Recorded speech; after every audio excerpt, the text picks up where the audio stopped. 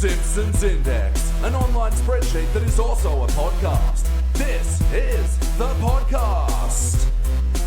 Coming to you out of SideQuest Studios, this is the Simpsons Index, episode 112. Hello out there, I'm your host, Elliot Jay O'Neill, and joining me in SideQuest Studios this evening is Jordan Frost. I'm one of the drunk ones. And BT Calloway, here as always, except when he's not. Ahoy, hoy. And thank you for joining us for the Simpsons Index. This is a podcast, and it's a podcast where we watch and review 3 episodes of The Simpsons at a time. But the catch is each one comes from a different decade. How are we all doing, folks? Oh, yeah, recovered. Better. Thank you. You know when you've had 2 beers and it feels like you've had 4 beers? Yeah, don't know why, Wait, but... is this the same show that I've come on before? How strong are these bad boys? It's 5.6, but still. Yeah. Yeah, just a little more buzz than I would have think. They're full and a half strength. Would have thunk. Wait, that's not percentage. That's 5.6 standard drinks. Whoa! Here we go again. Before we get too drunk, let's get into the reviews. Just then, we watched an episode from the HD era. And this is one of the very few HD era episodes that isn't HD. It's still 4.3, still got the old intro. Yeah. The handful of early season 20 episodes like this one, episode 6, Homer and Lisa exchange crosswords. First released in November. What's it referencing? No, I knew you said about Crosswords. crosswords, but I thought you were making a joke when we sat down to watch it. And now, having heard the episode title for the first time, I felt compelled to groan. Sorry. No, that's okay. The episode titles do have a lot of punny groans and especially the other 2 I got coming up later tonight. But first this one, which was directed by Michael Polcino and written by Tim Long. Oh. Hey, Tim. It didn't do awful on this one, I don't think. No. But Yeah. in this episode, Lisa gets super into crosswords and she goes to like the crossword fucking championship or some shit. And in the B story, Homer becomes like a breaker-upperer. Yeah. And then he stops doing that because he feels guilt over the potential bad that he's done. So he starts betting on his daughter's crossword championships. Guys, what'd you think? Yeah, it's not bad. I would say this is probably, plot-wise, really close to good. Jokes-wise, really a bit lacking, though. Yep. So one will definitely work for story, but I don't think I laughed out loud. Yeah. Like, the story bits were okay. There were a couple of bits where it felt very rushed. Like, there was a sudden turn, and you're like, that... I guess you needed to get to this other location where you were going with the plot, but it didn't feel real. Yeah, Homer deciding not to break people up anymore was very sudden, and I didn't like that. Yeah, I don't feel like the episode sat in the plot beats long enough. I felt like there was definitely more story that they could have gotten out of a lot of these turns. But yeah, I agree with you with the lacking of jokes as well. But I think this is an example of an episode that didn't start out that great, but I think actually stuck the landing. Yeah, once it got into it, yeah. And there were a couple of moments of which some episodes don't have these where we all kind of chuckled. Yeah. Albeit small chuckles. Yeah, just yeah. Well, let's talk about some of those little titters right now. BT, for better or worse, what's a titter that standed out to you? So you're not allowed small titters in Australia. Sorry, John? You're not allowed small titters in Australia. They tried doing that, it didn't work. That was the most disgusting idea I think I've ever heard of. Yeah. Wait, what are you talking about? Oh, when they were doing the internet filter and they were saying like some of the things that were going to be banned, right? Small titty was porn stars. Small titty porn stars because it's too much like child pornography. And just what kind of disgusting body shaming bullshit is that? Yeah. To say your boobs are too small for you to be a porn actress. Fuck you. Wait, so all these A-cup porn stars are being compared to children? Oh, fuck. Yeah. Yeah, because it's like, oh, you know, it's just one step removed. I'm like, no, it isn't. No, it isn't. Because Stop one that. of these is a legally consenting adult. The other's a fucking child. God. No, I'm glad that didn't go through because that was fucking ridiculous. All Anyway, breasts are beautiful. I know. So, what moment? So I vented all my emotion on that line and now I'm kind of dead. I'll start with you then, Jordan. For better or Sure worse, thing. what's a moment that stood out to you from this episode? You almost said stuck out, didn't you? Yep. I could hear it in your voice. Stuck-a-did. Stuck it dead. It's the bit where Homer reveals that he bet against Lisa. Yeah. You see Lisa kind of go from being angry to just being really dead. And it's the series of jokes where he follows around going, are you sure you're not mad? And she's, no. I'm not mad. Oh, Yeah. You can just feel the bubbling. Yeah. But it's the bit where she suddenly just turns around like, you're not my father anymore. I'm going to be a bouvier. And I'm like, that is a very just sudden aggressive turn. I don't know. I felt like they built it up with her, like, I'm not mad. Like I was just saying, you can feel like there's a fucking volcano about to burst. Yeah, I think it was just because it didn't feel very Lisa. Okay. I feel that Lisa would talk about her feelings. Like, she would process, fine. but to just be like, no, I'm not mad, and just like Yeah, for a while, internalize all the emotions. for several days, it seemed like it was a bit weird to me. I get because they needed. Okay, we need Lisa to be mad. How are we going to do it in a way that we haven't done it before? This is a possibility. Yeah, she's already called him a baboon. What else we got? Yeah. Well, I think that's what was actually kind of brilliant in this story about this was a last straw for Lisa to the point that she wants to denounce the Simpson name and start being referred to as Bouvier. And this is coming back to what I was saying, that I wish it lived in this story a bit longer of Lisa Bouvier. Yeah. Like, I think there was at least 5 minutes of story you could have gotten out of that. Although I do like that no one needs to tell Homer that she is actually mad, even though she says she's not. He knows, oh, I've really done it this time. No one needs to be like, now, Homer, when a woman says she's not mad, that's when she's really mad. Yeah. But he does that through the teddy bear still. I know, but that's more for the audience point. And the fact that no one he didn't have to learn that lesson, he knew. He's like, oh, shit. Yeah.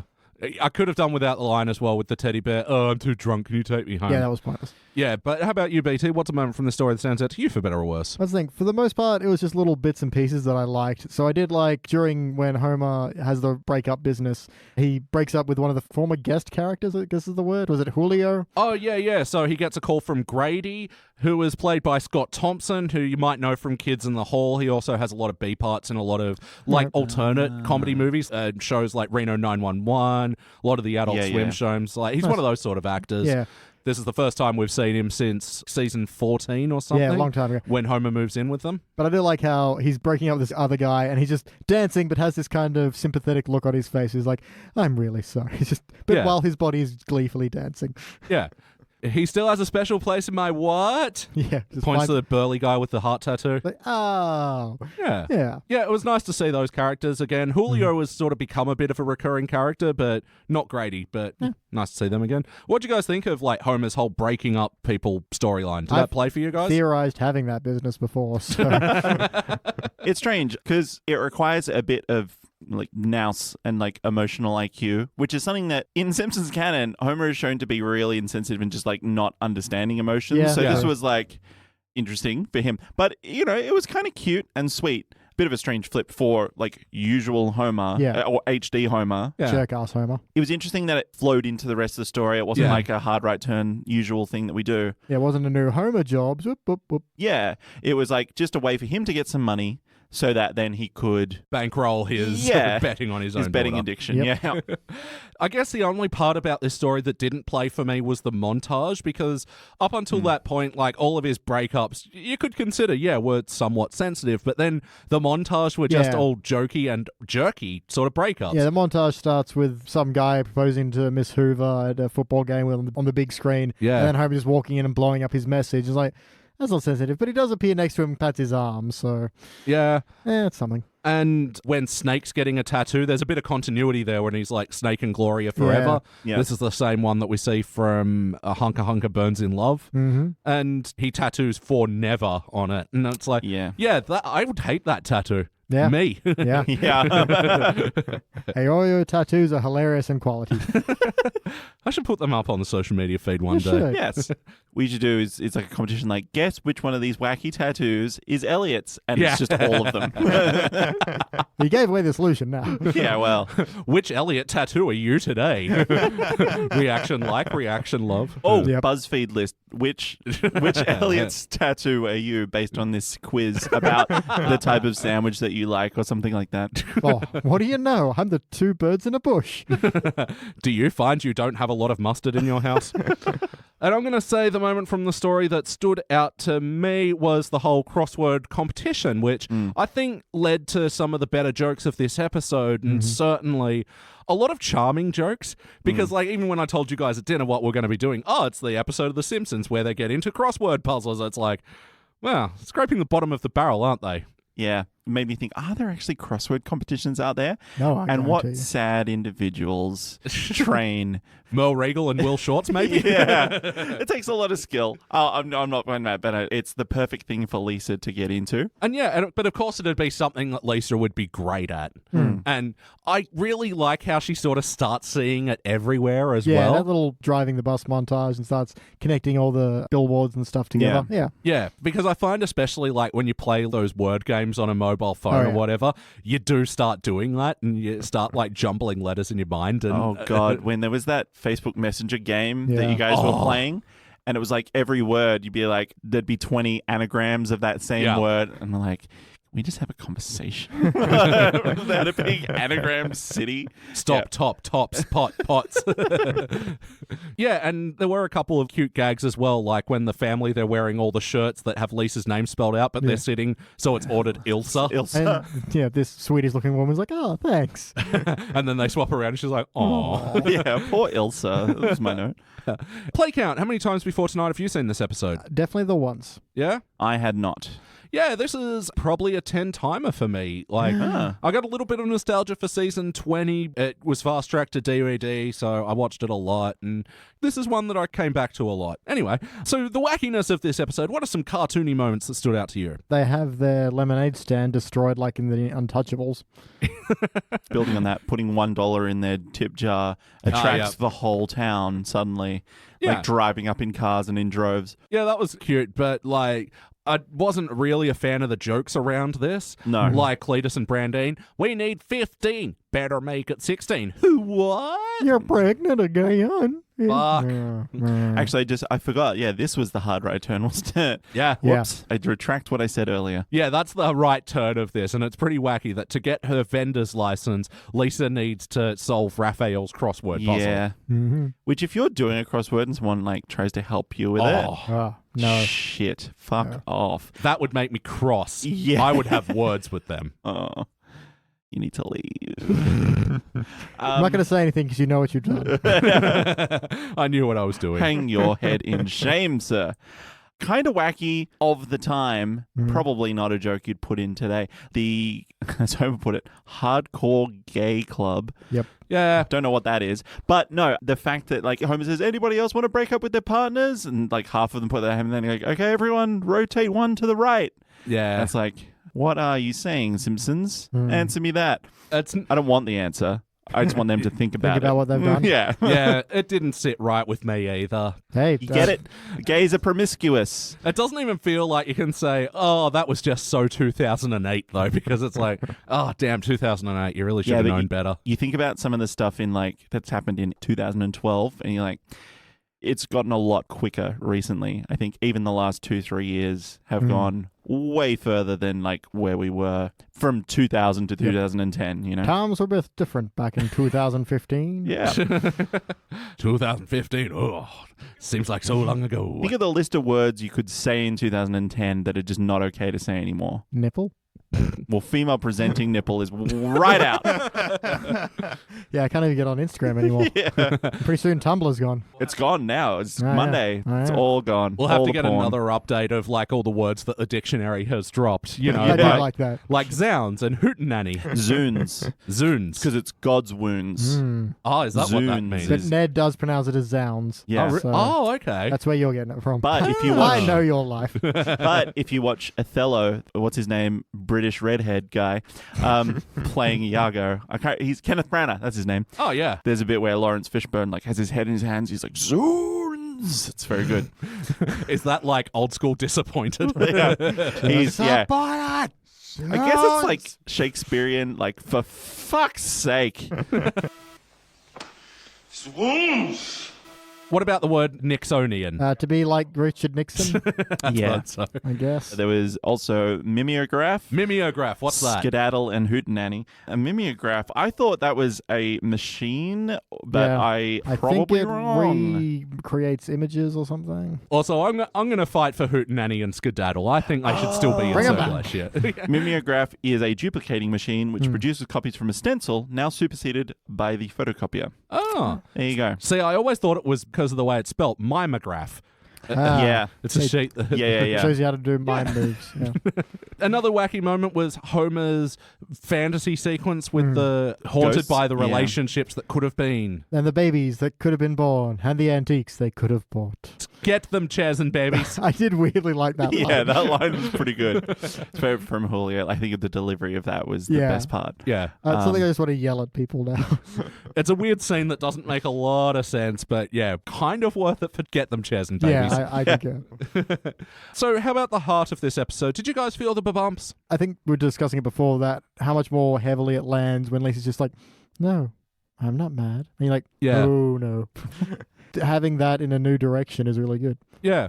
And man, the ending melted me. Like, it is so ridiculous, the whole concept of Homer getting a big message snuck into it. And, half the message is, oh, I'm just trying to fill in space. Fuck, who would have thought 162 characters would be so much or whatever it was? 144. 144, which is...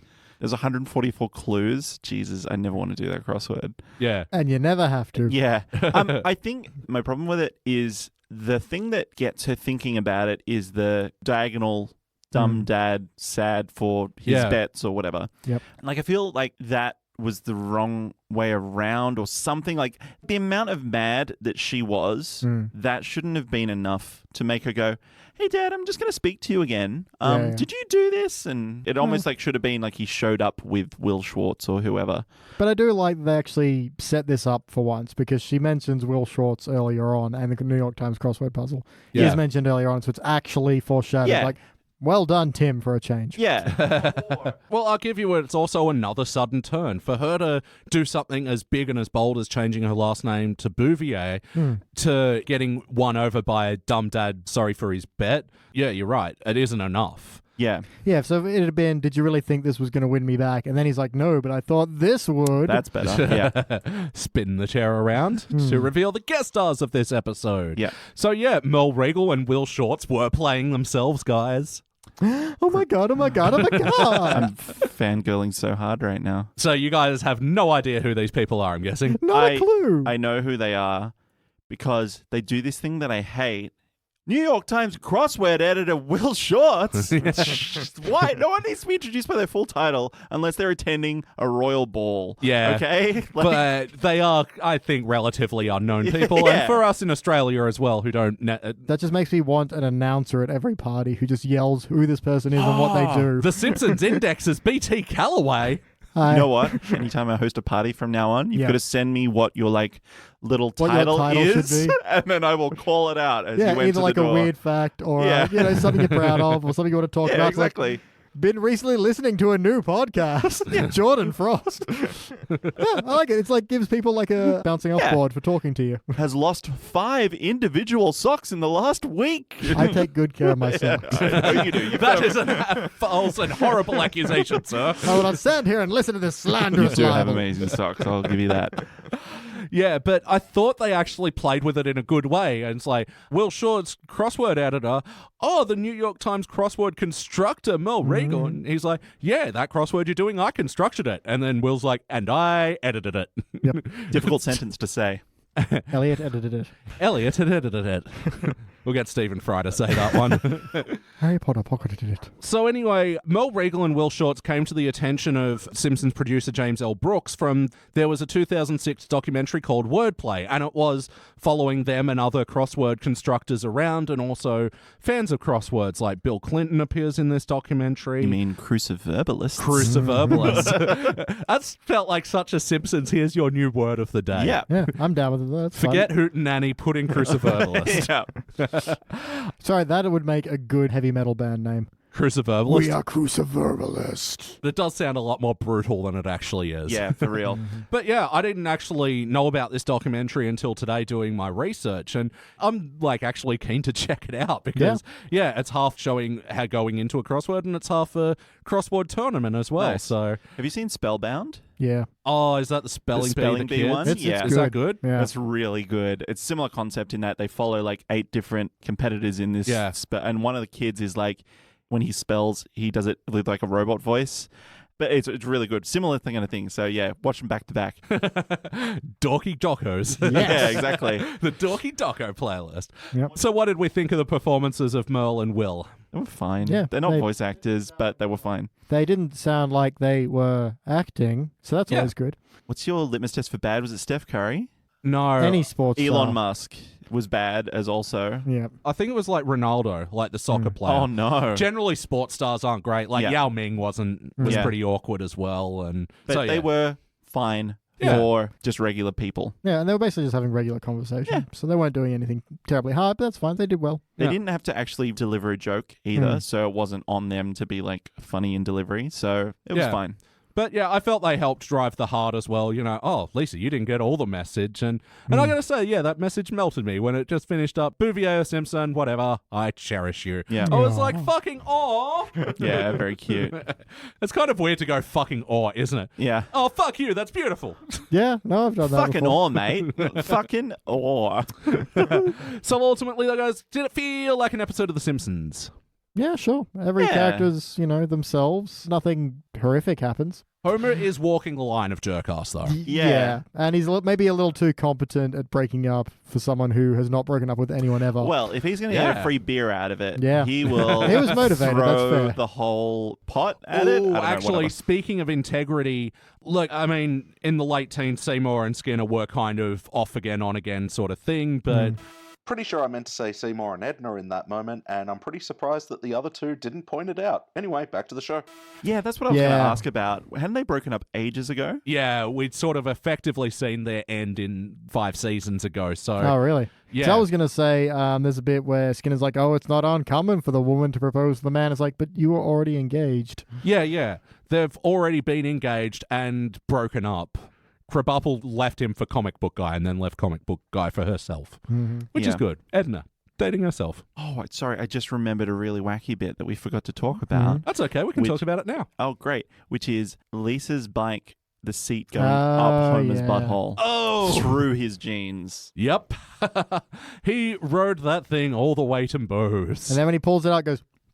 Yeah, it was that puckery sound. Yep. Like Pop Goes the Weasel. Like. Yeah. Out of his butt. Because the thing that it would be slightly better if you saw that it was like ripped jeans, but that wouldn't be allowed. But the fact is, his jeans are perfectly intact, so he's shoved all of the denim and all of that weird-shaped child's bike seat. But at least we know there's a up his protective butthole. barrier between his butt Denim and is Lisa's not- bike. You got to imagine his tidy whities have got major skiddies on now. yeah. Though. Plus- Just like a big skid mark in the shape of a child's bike seat. Plus, you got to remember, denim is a porous I substance know. that would have soaked it's better than nothing. all of that blood. I don't think they're denim, though. Remember the jeans? episode Yeah, where the Homer... blue pants. Also, Yeah. maybe they're like nylon. Yeah, I mean, they're not like sweatpants, like they're not tracky dacks. Yeah. They'd be like a cheap fabric, I could be- imagine. Could be cotton. Yeah, maybe. They last. But then again, Marge becomes the cop episode. She knows about like pants and having a full-seated husband, so she would be buying good quality pants for him. Yeah, Because yeah. she knows what he gets up to. But, ones that are also stretchy and resilient enough to go up an ass. Lycra Yeah. spandex. So yeah, maybe they're jeggings that he wears. I think we've cracked it, fellas. Yeah. Homer wears jeggings. It explains how it's Hashtag. perfect contour to his body. Yeah, exactly. But yes or no, would you watch this episode again? Yeah, I had a good enough time. I mean, I'm not going to seek it out, but if it's Yeah. around, I'll be like, oh, hey, cruciverbalist, I'm going to look at some words. If it's on, it's fine. I would watch it to listen to Word Up. That is a Yeah. good song. That's my jam. Word up. So maybe we'll watch it again. We might put it in a playlist. What playlist does this episode belong with? Competitions. Yeah, Hardcore gay clubs. sure. Put it with a steel mill. Yeah, exactly. Oh, yeah. Yep. And yeah, appearances of Julio and Grady. Yeah, why not? You can make a little playlist out of that. Oh, in this universe, Yep. Duffman is, well, maybe bi. We actually, on the last podcast that we did, we watched an episode where Bart mentions that Duffman is in a committed gay relationship. Oh, yeah. So yeah, Duffman is a bit of a fluid sexual being. So, yeah, has he ever actually been married or, like, had a girlfriend? I can't remember. I know he had his children, Duff Girl and Duff Lad. They were part of a promotion. Yeah. Oh, yeah, that's right. Did he get out of the shower in his Duffman He did. costume? I think Well, just with it like a duff towel, at least. I Oh, think he was yeah. only wearing his Duff hat. Did he have the cape? I don't know. It doesn't matter. Anyway, it was cute. It was. So yeah, put it in a Duffman playlist. Why Yep. not? Yep. Um, I do like how he's like, I bet someone more refreshing. Oh, yeah. Yeah. Wait, was that Gil? Yeah. We'll get into Yeah. that. The other playlist I want to say is, Lisa spelling competition. Yeah, Prepare to good spell point. fast. Yeah, Gil fucking hustles. I know. Yeah, what a dick. Gil wins. Yeah. It didn't It was a sound little exactly off-model, like him. Yeah. It was totally Gil. Like, they had his like name in the It was tournament brackets. Gunderson, yeah. And I'm like, wait, Gunderson? It's like Gil, because I didn't immediately recognize him because he wasn't as like skinny and frazzled. He was a bit fuller.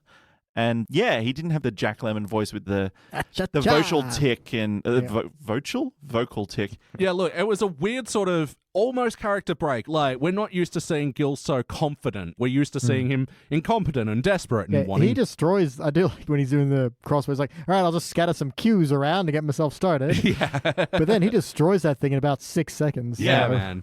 Yeah, I don't even think he needed to play Lisa. He did not. So I don't know why he did. If he can like predict where about 7 cues need to go. Oh, I think that was just a misdirect to be like, I'm so pathetic. Yeah, I'm terrible. I'm just going to guess a few things. And no, Q like, was to me, he's a savant. He like looked at the clues and was like, oh, I know where to spread the cues around now. We'll have to go back and look at the completed board and see if the cues line up. are in the same spot. Oh, that's what I forgot to mention with Will Shortz and Merle Regal is that the crosswords apparently, were all developed by them. And nice. Oh, they were all original for the show. Yeah, and they all work and they all line up. Sorry, that was the other joke I kind of like was the bartenders served them dirty and Mo's like, ham sandwiches, martini. Oh, that's really good. So, BT, what would you change? I would make it funnier. Like, I mean, plot-wise, I think this one's pretty solid. I would maybe have Homer have a different reason for leaving the breakup business. Maybe literally everyone is broken up. Yeah. It's not a big town. I don't know, That's not bad, actually, just realizing, business is dry and, he's reached the ceiling on that business. Yeah. As much as I do love Get Him Chairs and Babies, I don't know, it felt weird that Marge first was like, oh, you shouldn't break people up, because what if they were meant to be together? And it's like, but they've already made that decision. They just can't go through with it themselves. Well, one of them has. Yeah. I didn't mind that conversation where she was like, what if someone broke up with you every time that I got upset with you instead of us working through our relationship? What if someone convinced me to break up with you? He's not convincing anybody. He's just carrying it out. Yeah, no, that's true. So, I guess but what I did like about that scene was Homer actually thinking about the consequences of his action. And that was like, he couldn't sleep because he was thinking about like, oh, shit, like, what would happen? Like think about all his second chances. Having his guilt dream. The thing that ruined it for me was then him screaming and wake up going like, I've got to get out of the game. And then Marge tries to talk to him and he immediately falls asleep. And I'm like, just after he says, I may never sleep again. And you're like, immediately what's going to happen. So hard telegraphed. Yep. It sucks because I liked how they got into that dream with those like tiny little zooms and and Marge music. was changing positions, sleeping, so time is lapsing. Yeah, I thought that was really nice. So not terribly much, just more jokes, quite frankly. I mean, like plot-wise, I think this one's quite good, but just there wasn't a lot of laughs. How about you, Jordan? What would you like to change? I think what we kind of said before about maybe exploring that story about Lisa B, not Lisa S. Yeah. Maybe we spent too much time at the crossword fair. What are we calling it? Crossword competition? Whatever. Crossword championships. The CWC. Maybe we spent a little bit too much time there, and we could have spent a bit more time being like, let's see the consequences of Lisa being angry with Homer and like what would happen if she did decide to kind of cut her dad out of her life, which is kind of a bit too much, maybe like Bart emancipating himself. Well, it feels different though. I mean, I think do it where she doesn't have the big explode moment, but Homer just finds out that she's just crossed out his last name and is putting in BVA now, and he's just completely rejecting him. Yeah, because I think this one's also a bit reminiscent of Lisa the Greek as well, where, Homer and Lisa betting on the football. So I get a few of those vibes, but I felt like, the new escalation was great of Lisa changing her name, but they didn't really do much with it, though. Yeah. Sort of goes into what I'd change about the episode. I really want to exist in the story of Lisa Bouvier a lot more, and I think a lot of this... You can get more time for this if you really don't have Homer doing the breakup thing or the lemonade stand, but I guess... It got you where you needed to go, though. So. I mean, there's any number of ways that Lisa can get into crosswords, and I don't really like any of the material that came from the lemonade stand. Maybe besides the guys who came in with the axes and were like, that made me thirsty. You got any lemonade? Or Maggie mixing up in a kiddie pool. Oh, that was so fucking cute. Yeah, okay, I liked that. Yeah, you made an horrible. Aww. More is getting mixed up by our master chef. Just her just flicking it with her foot. She's loving it, though. Yeah. She's having so much fun, and it's like, oh, fuck you, that's delightful. It's going to be the weak as shit lemonade, though. She put like One one little packet full, sachet in a kiddie pool. Hey, it turned the whole thing yellow really Yeah. quickly. Maybe it's powerful. That Yeah. wasn't just lemonade. Oh, you are awful, Elliot. Urine. BT, any other Oz? Yes. I kind of liked when Lisa's like, I'm a cruciverbalist. And I was like, oh, another new religion. Yeah. But that was a follow-up joke of, you're just going to drop it when you go to college and make me a Jewish boyfriend. I was like, Yeah, what was that about, Marge? I What know, are it's you weird. That talking old cliche. Yeah, I do like Chalmers has the pamphlet for the Bald Man's Basketball League. Yeah. Oh, no, I meant this one, and passes her the crossword championships. Yep, and the one bit of wackiness I really liked as well was, you're betting against your own daughter? Well, I'll take your bet, but I'm not going to look you in the eye. Well, I'm not going to look you in the eye, right? You got it? I got it. Yeah. That was a good little bit of slapstick. Yeah, I quite enjoyed that as well. And how about you, Jordan? Any other notes? Yeah, minor anal corners. I'm just I like letting you do it now. that you've accepted it. That's Yeah, good. I'm That's just good, like, man. Takes off the Do your headphones a little thing. bit. Homer, when he's answering the phone about his breakup system, he like motions to his, we've got our 10-step breakup system, and he motions to like, they can't see you, you idiot. Anyway. But we can. Yeah, exactly. The tender dump system. Yeah, did you see the things? I think one was like ice cream. One was- Beer. Yeah. Yeah. Anyway, Snake's neck is like a fucking owl's. He twists his head around and can see the change that Homer's made to his back tattoo, which is like halfway down his back. And I don't know about you, I can barely see the edge of my shoulder. So how the hell did he manage to see the change? Anyway. Well, maybe he coiled around like Yeah. a snake. Hey. The thing is, he's not moving his head backwards. He's moving his back frontwards. He's flexing out. Okay, fair enough. I don't know what I'm saying. Yeah. I didn't like the other Super Nintendo Chalmers jokes. Skinner? Yeah. You called for me? I mentioned you. That Yeah. was okay, but then to have I better go home and check my pool boy is using his skimmer. So Yeah. clunky. Does he say anything that starts with skit and ends in as that? Like, anyway, it sucked. well, my dear, you're looking lovely tonight. In fact, you little slimmer. Yeah. Yeah, no, that's the only one I can think of. I'm very Yeah. sorry, everybody. No, that's okay. My favorite song by the band Fuel is Shimmer. It's a good song.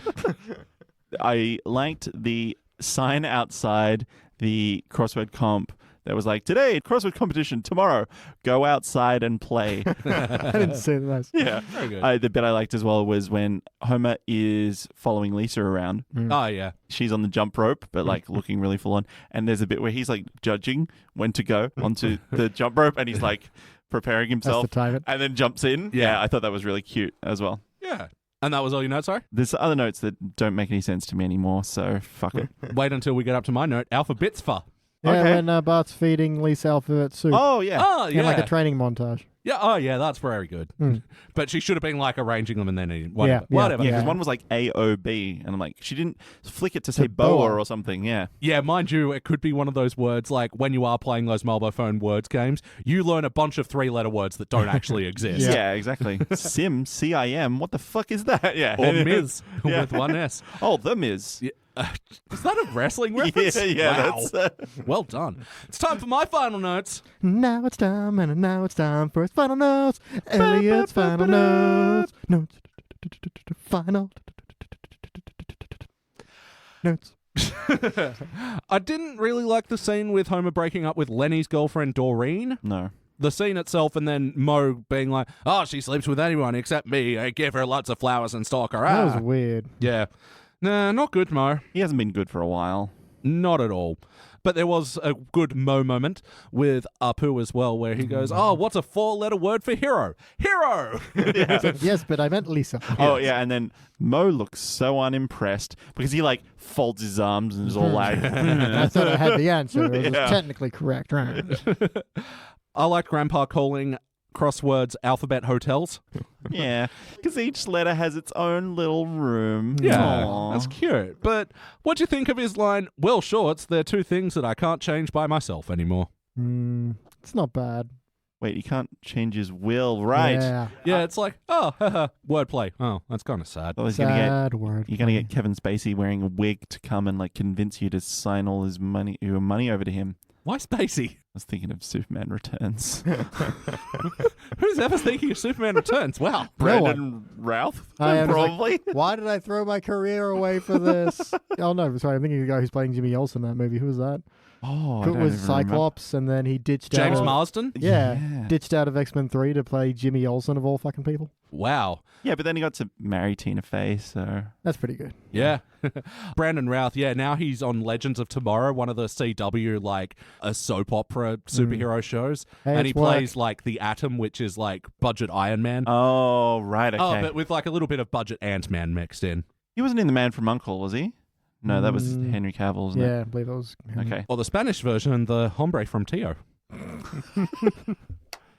Oh, that's right. He's in Scott Pilgrim. Oh, yeah, he is too. He's the vegan, isn't he? Yeah. No vegan diet, no vegan powers. We get another Otto's not driving the bus cliche, which feels like a cliche at this point. Yep. Yeah. I like when Homer does arrive to the crossword thing with Lisa and goes, so this is what this is. That's just a funny way to enter a scene. Yeah. Oh, this is what this is. You kind of wonder what he thought.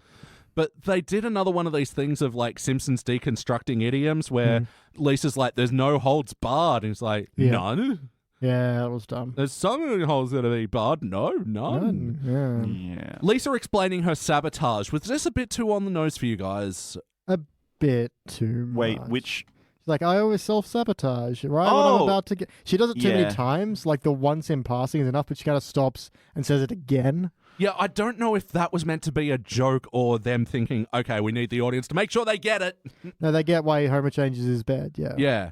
But the thing was, she didn't do that. She was hustled. She was hustled by Gil. You could say that her going and helping and getting his glasses... Yeah. But he would have won anyway. I timed it. It was literally 6 seconds. But I did like how that she deduced that Homer come into some money with metal tips on his laces and the highlights in his hair. Yeah. I do like the highlights. The fancy shoelaces with the metal. Not to mention the car aerial. Yeah, was that a real diamond or was it just fake diamond? You'd have Cubic zirconia. Yeah. Of course. We get a no cliche as well after Lisa blows up at Homer. Yeah. Yeah. Would you like some band candy? Yes. Didn't Fuck. like that. No good. And I liked how Lisa got uppity. A couple of hours, hour at tops, and then 43 minutes later, and she's almost done it. Yep. Very good. And I really liked as they were zooming out from the end of the episode and Merle was constructing his crossword and Will Shortz was leaning over and editing it. And they really looked a bit pissed off at each other. Yeah. Do it this way. I'm really going to check out wordplay. Sounds delightful. It is time to rank this thing on the... Whoa, there goes my... Oh, no. My ranking pen. On the Simpsons Index, we rank using our 6-point scale, which starts down the bottom at failure. Maybe the episode was just meh. You give it participant, but for the positive rankings, you got okay bronze, good silver, excellent gold, but for the best of the very best, you give cubic zirconia. And I'm going to go first. Let me show you how it's done. I'm giving this one a bronze. To be honest, I think it actually only just gets to a bronze because, like we were saying, it's sort of lacking in jokes and the story kind of moves through a little too quickly. Really would have liked it if they sat in their moments a bit more. But, as an episode, it's okay. It's good. It's fine. Yeah. BT. Yeah, I'm right there as well. Just makes it a bronze. The plot and the story move along well enough and the character motivations are all there. Just lacks a bit of the ha-ha. But, got a bit of heart in there as well. So, yeah, bronze. Jordan, finish it off. I think okay is exactly what it is, which is bronze. It was teetering on participant for me. It's a low bronze. I didn't have a really great time watching it. Like I said, I won't revisit it for any specific reason. Yeah. But yeah, it was fine. It was okay. And so that is a bronze. All right. Well, that makes this one a unanimous bronze. This will be joining other unanimous bronzes. Homer's Night Out. Oh, yeah. With Homer and the dancing lady. The Trouble with Trillions, the one with the Trilly Dog Bill. Yep. When You Wish Upon a Star with Ron Howard and Alec Baldwin, who we were just talking about. Ragging on. Yep. The Frying Game with the Screamer Pillar. These are all very different bronzes. Yeah, they're all like the screen pillar one's very wacky. Yeah, I was going to say the Trouble with Trillions was like, oh, that third act is so crap. Yeah, but everything else is pretty fun. Yeah. And Smoke on the Daughter, where Lisa gets into ballet and secondhand smoking. Wow, Unanimous Bronzes is a strange category. Really is. Chief of Hearts, which is the adorable Chief Wiggum and Homer. I want to watch that again because I think that was almost like one of my first HD I watched. And I feel like if I watched it again, I would maybe give it a better ranking. Like, now that I've got a bit more of a consensus for what is good and bad. No, I revisited it with you, BT, a little while ago, and I remember saying at the end, fuck, I should have given that one silver. Yeah. Like, it has story problems, but the jokes and the heart are just really good in it. Like, at that stage, again, I think I'd watched 2 or 3 HD episodes. By the time I saw that one, I'm like, well, compared to the classics, this isn't that great. Now I know. It's so much better. Yeah. You can't compare HD to classics like that. Absolutely. Anyway.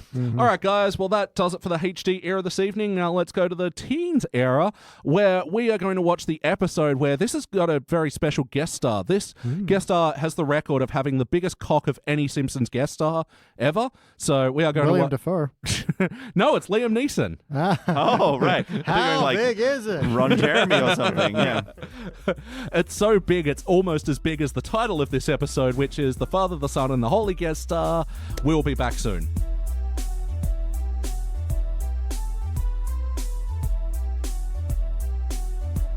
And we are back, and we just watched our Teens Era episode, which was Season 16, Episode 21, The Father, the Son, and the Holy Guest Star. First released in May of 2005, it was directed by Michael Polcino, written by Matt Warburton.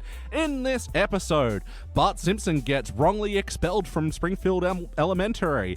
Without many other options, he goes to a Catholic school, but finds he actually excels there. And worried that he's going to convert to Catholicism, Marge sends Homer to get him out of there, who ends up also converting to Catholicism. Anyway, guys, what'd you think? Pretty boring.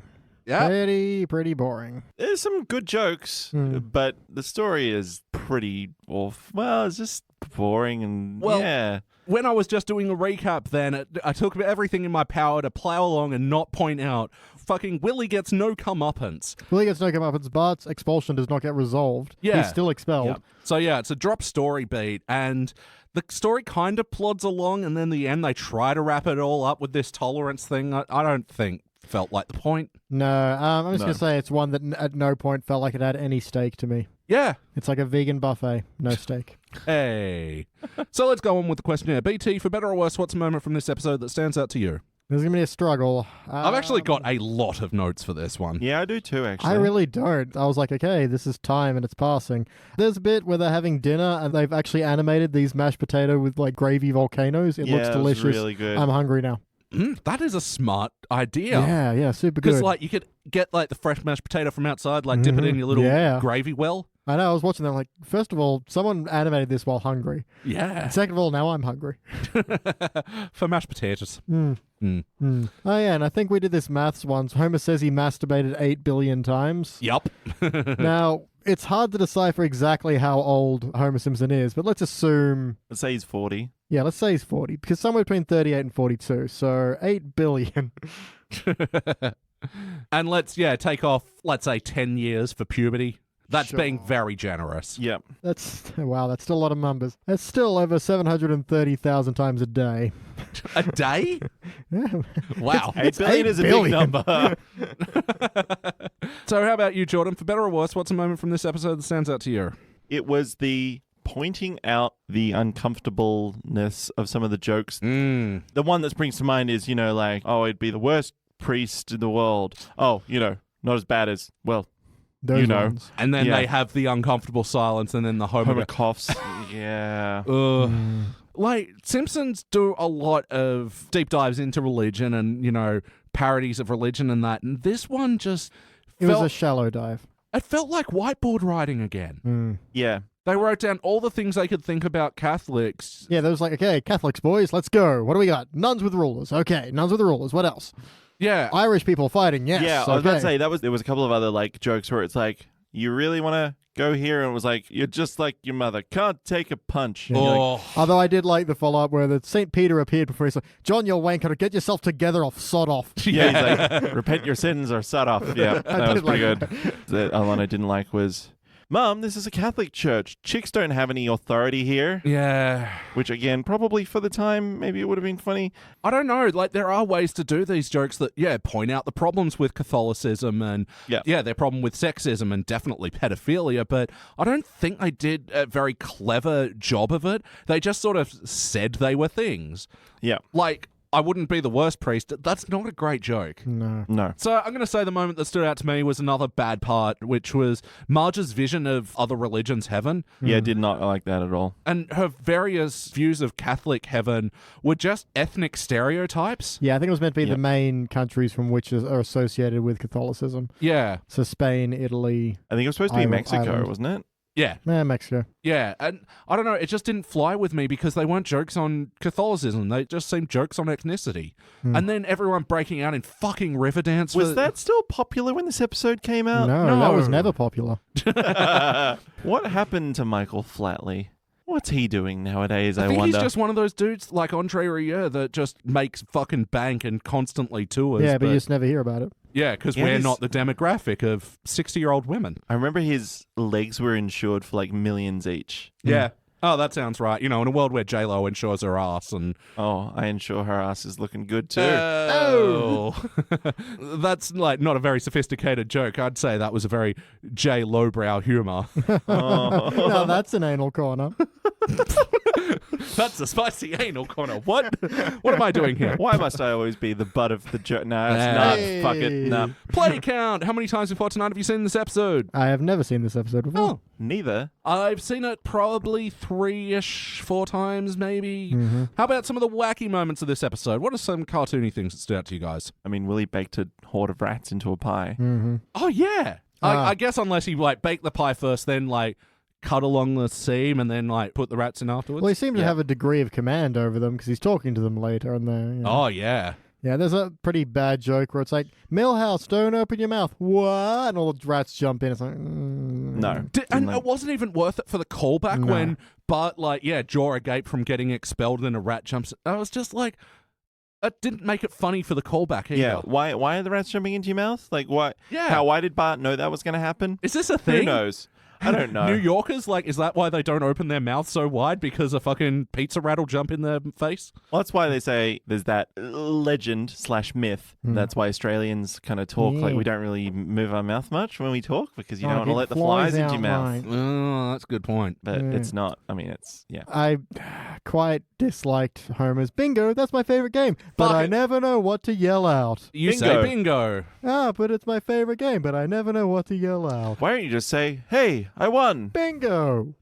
Fuck you, writers. But Fuck did have you, the ball good boys. follow-up where he's like carrying home all these prizes. It's like, well, I've never seen anyone so good at bingo before. He's like, the trick is to cheat. Yeah, that was really good. Like, because especially bingo, I fucking hate that game.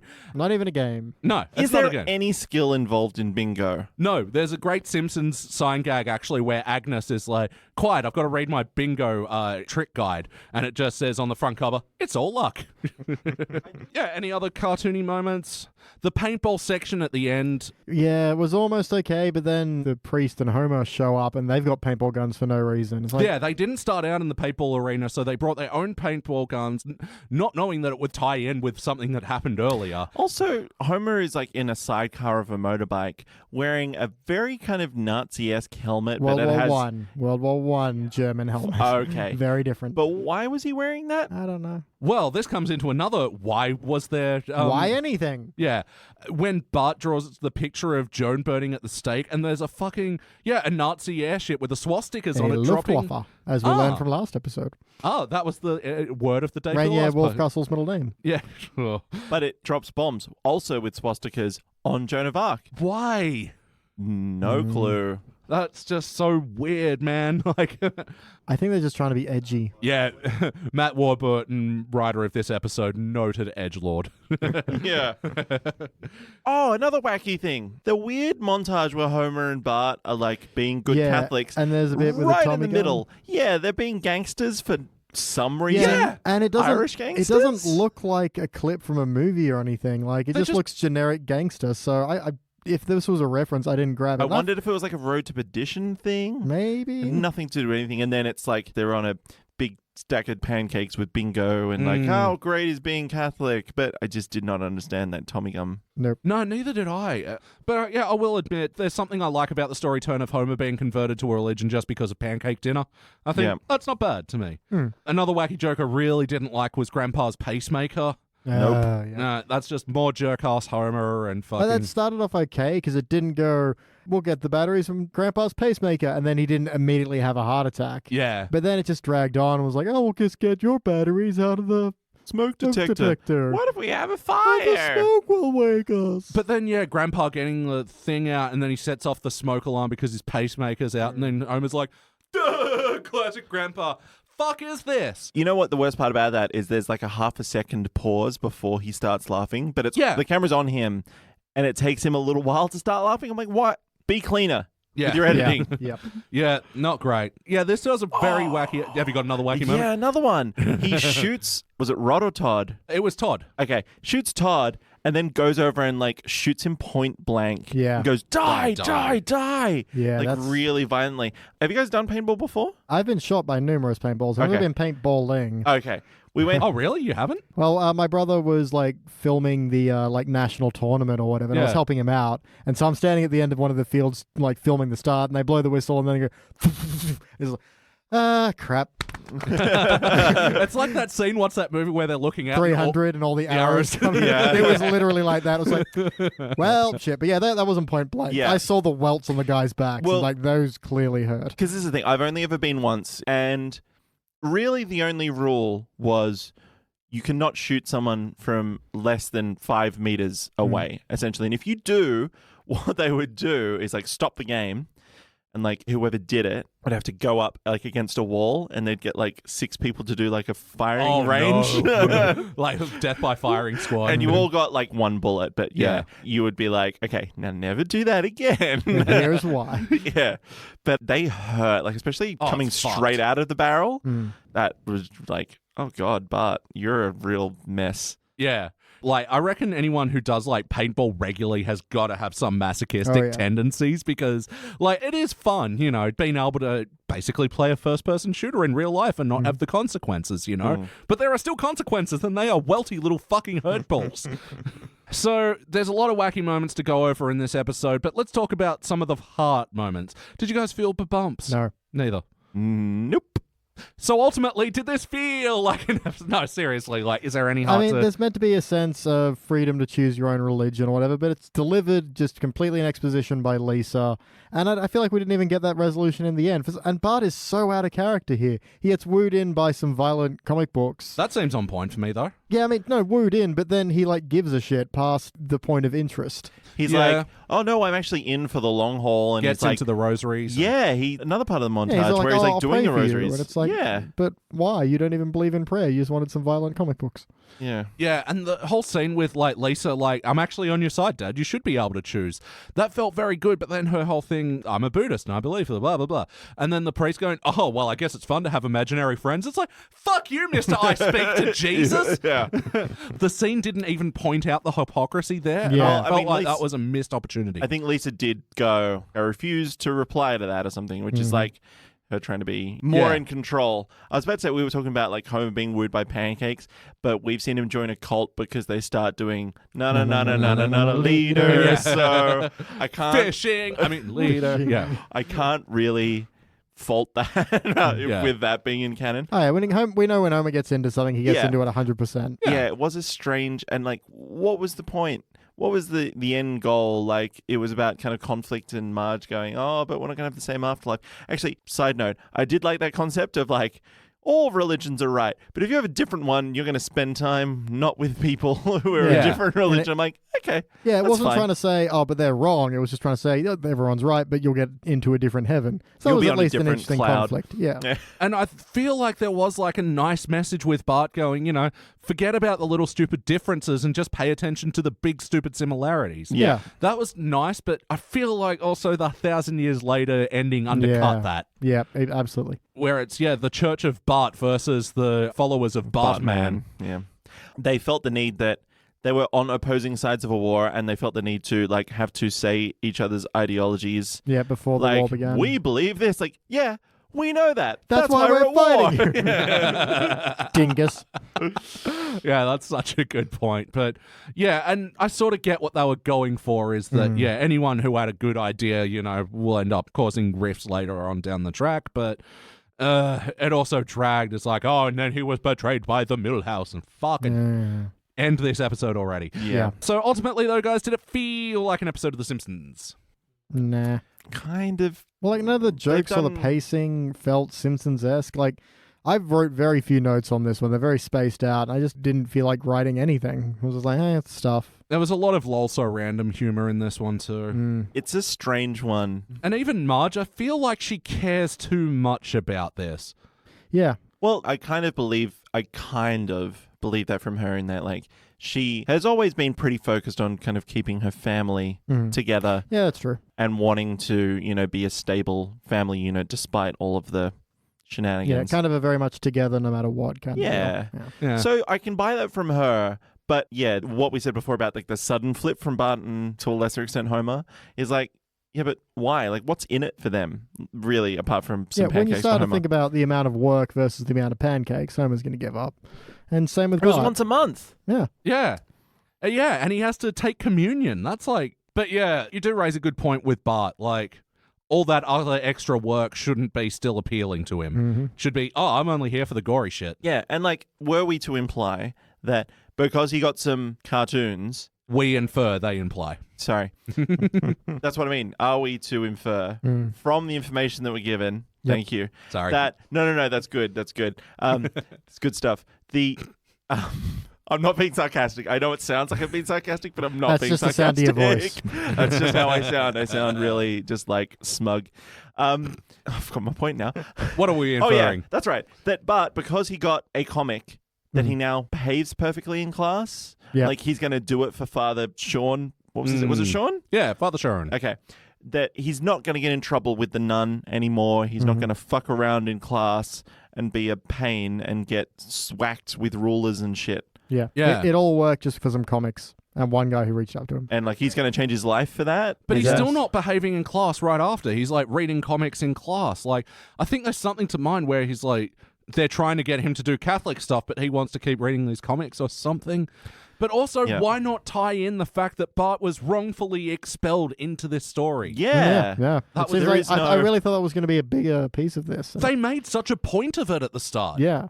Willie was wrong, so he took his revenge out and the wrong person got blamed. How did they even think that Bart was involved? He's been making barrels all fucking day by the looks of it. Yep. Shoddily. He was cooping. Yeah, exactly. So where did they think? It had nothing to do with the baking. All to do with the cooping. Coopers are not allowed near the ovens. No, yeah, not exactly. Fuck their barrels up. Yeah. More Warp so. the wood. Yeah. I did like the little bit of joy that Lisa was getting out of being the queen, though, and bossing Bart around. Yeah. Oh, so there should have even been more of that. Lisa suspecting Bart for doing it and being the queen and Yeah, you know what? Stay in the Ren Fair for the whole episode. That sounds like more fun. Yeah. Oh, and he gets put in Ren Fair jail. What happened to that? Back of Skinner's car. Was it Bart that did get put in Ren Fair jail? Yes. They take him to the tower. Where is it? That's my car. Okay, so we don't get told about how Bart escapes. Because Skinner could have used that against Bart as evidence. It's how did you get back here? Oh, you've got to be the one who did this. No, this bugs me. But yes or no, would you watch it again? No. Ooh, that's a tough one. Maybe. Maybe? I think if it came on, I don't think I'd skip it. Yeah, there is a hangover test question. Yeah, I don't want to watch it again. I don't want to either, but I mean, silly. How far away is the remote? It's on top of a stack of 3 pizza boxes right near the edge, and if you don't grab it the first time, it's going to get knocked onto the floor. Ooh. Potentially making it be further away. Oh, I know. And then maybe one of the pizza boxes will topple upside down on top of it too, and then you got to clean up dirty pizza crusts. Shit. But I like the challenge of trying to get it. So you're going to skip this episode because there's a challenge involved. Yeah. Nice. So, BT, what would you change? I mean, I already just said it. Stay at the medieval fair. That sounds like more fun. To have anything else happen. It's like, Homer and Bart are Catholics now. Okay, great. Well, now what? What do you mean now what? They're Catholics now. But what? Yeah. I don't know, I just didn't feel like there was anything that was happening. It felt like a really long episode because nothing was really happening. And I kept going, so where are we going with this? what now? Now they're river dancing and it's over. So just stay at the medieval fair. That sounds like, because I kind of like how they were all kind of getting into it a little bit more than they, So LARPing? Yeah, LARPing a little bit. Yeah, it sounded like a LARP. Sounds like a LARP. How about you, Jordan? What would you like to change? This is really tough. Get rid of all the crass jokes, for starters. Yeah. And some of the shit jokes, too, like the... Get rid of the crass jokes, get rid of the shit jokes, put in good jokes. Yeah. No, get rid of the crass jokes and the crap jokes. That kind of works more alliteratively. Yeah. Like, for example, I just thought of the other one that I thought was like, this is dumb. This is not even a joke. Yeah. We can't use the inch ruler anymore. Now we use the yardstick. Well, I'll just move 33 inches away. A yard is 36 yards, and wax him on the fucking fingers. So for the rest of the world that don't use an idiotic measuring system, here's the rewritten version of that joke. We use the meter stick now. That's okay. I'll move 98 centimeters away. A meter is 100 centimeters because it makes sense to have a fucking round number for each increment. Fucking name the shit, you fucking stupid imperial system. So what else would you like to change, Jordan? I would like to change the imperial system. Yeah. I would like a new measurement instead of feet or pounds or Fahrenheit. They're all Jordans. I got 3 Jordans to a Jordan, and that's the way I likes it. And 40 million Jordans equal a Liam Neeson's cock. Yeah. Oh, is that a burp? No, it's a commentary on how big Liam Neeson's cock is. Yeah, I know. It's still sad. So the things that I'd change, look, I actually think Liam Neeson did a great job as a guest star. He's a great actor.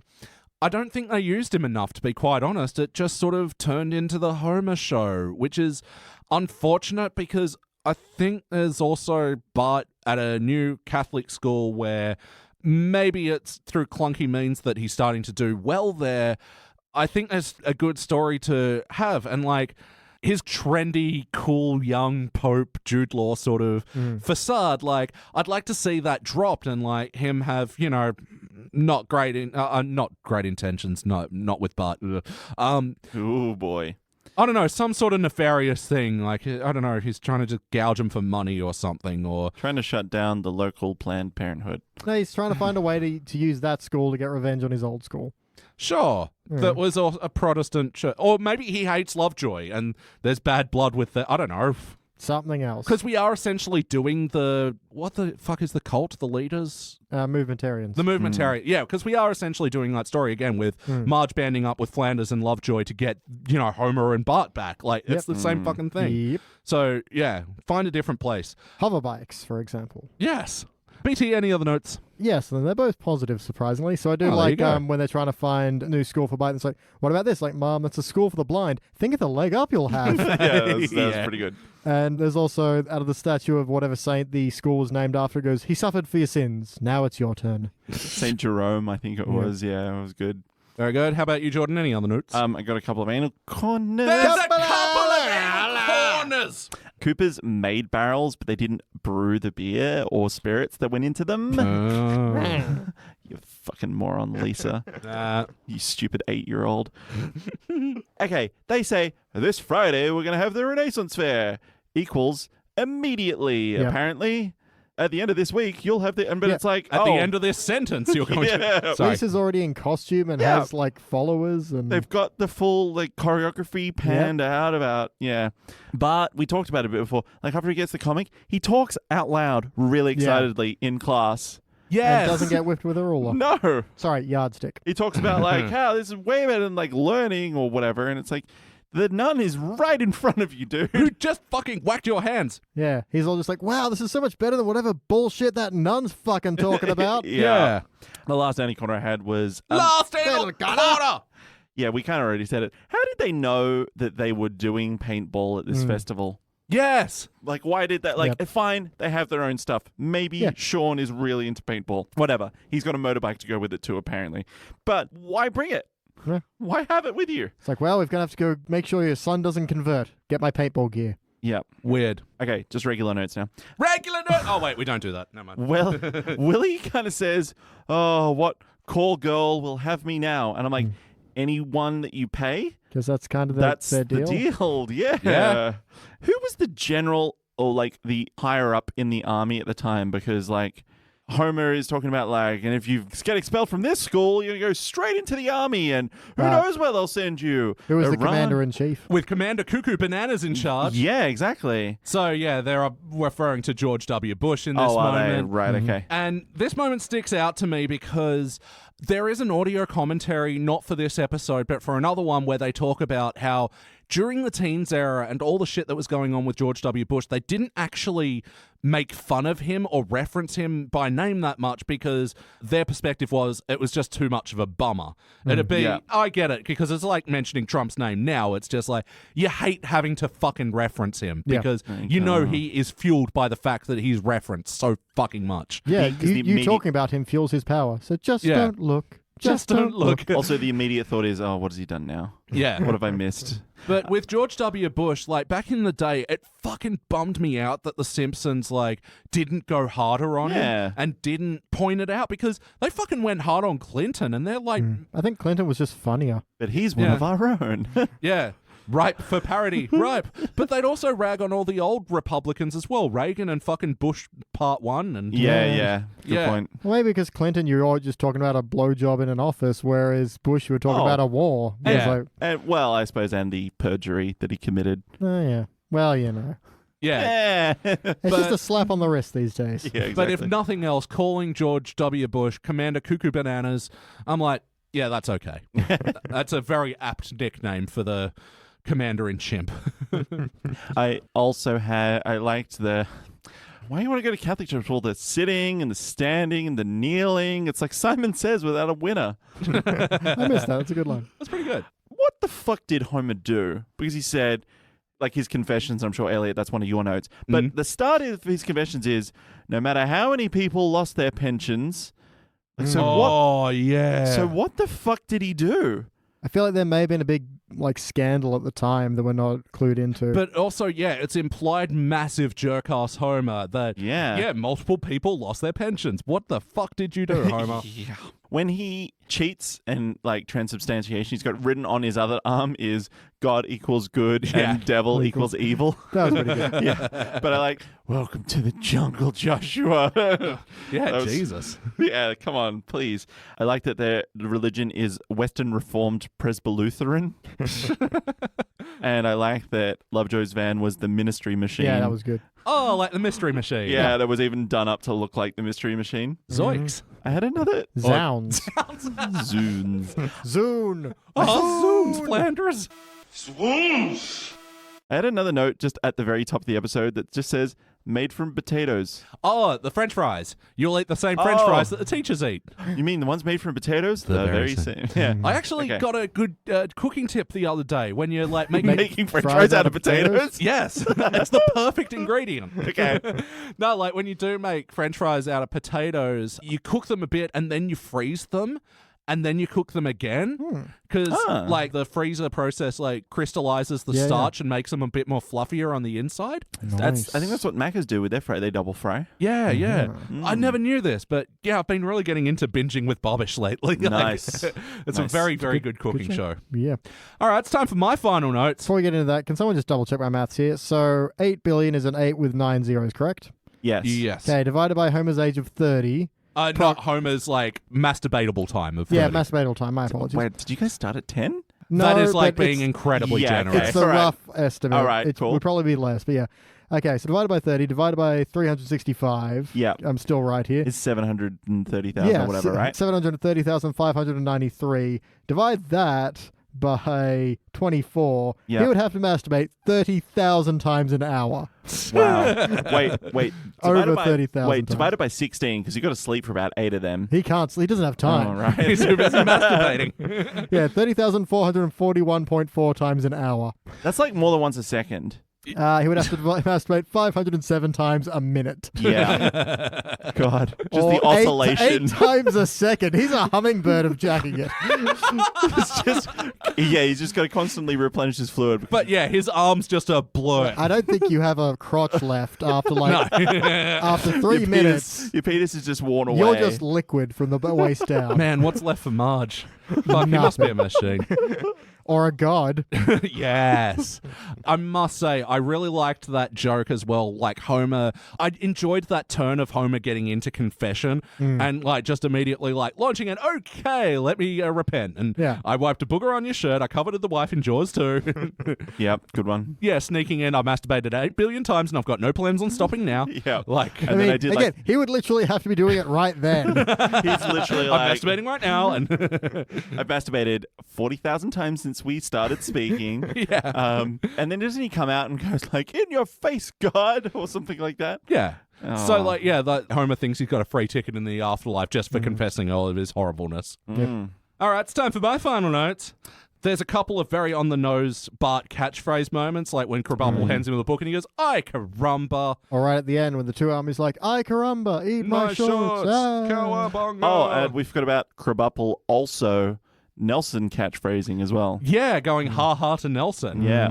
And we get a little bit of a throwback of Nelson and Martin's relationship and how they're sometimes on good terms. Like Space Camp. Yeah. Now he wants to beat him up, but he can't because he is his liege.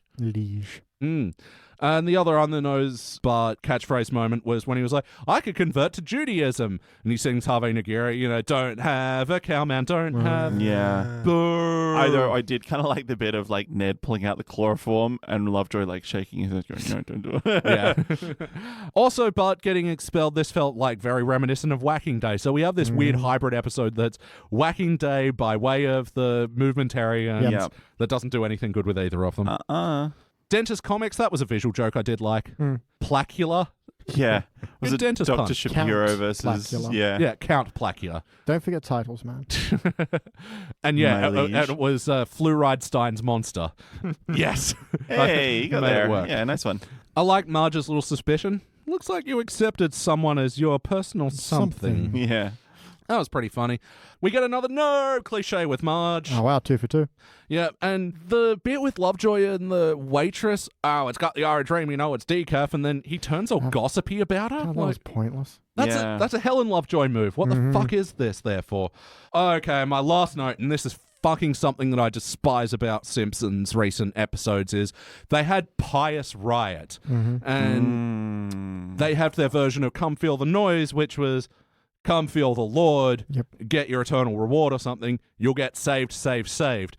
Now, let's talk about parody music for a second. What makes Weird Al Yankovic one of the greatest parody songwriters is that he matches the sounds of the words to the things. Yeah. And that's part of what drives the hilarity of these things. This is so fucking lazy. You get saved, saved, saved. Like, Lord kind of sounds like Come On Feel the Noise, but that's where it fucking ends. It should have been Come Feel the Joy or something like that. Boom!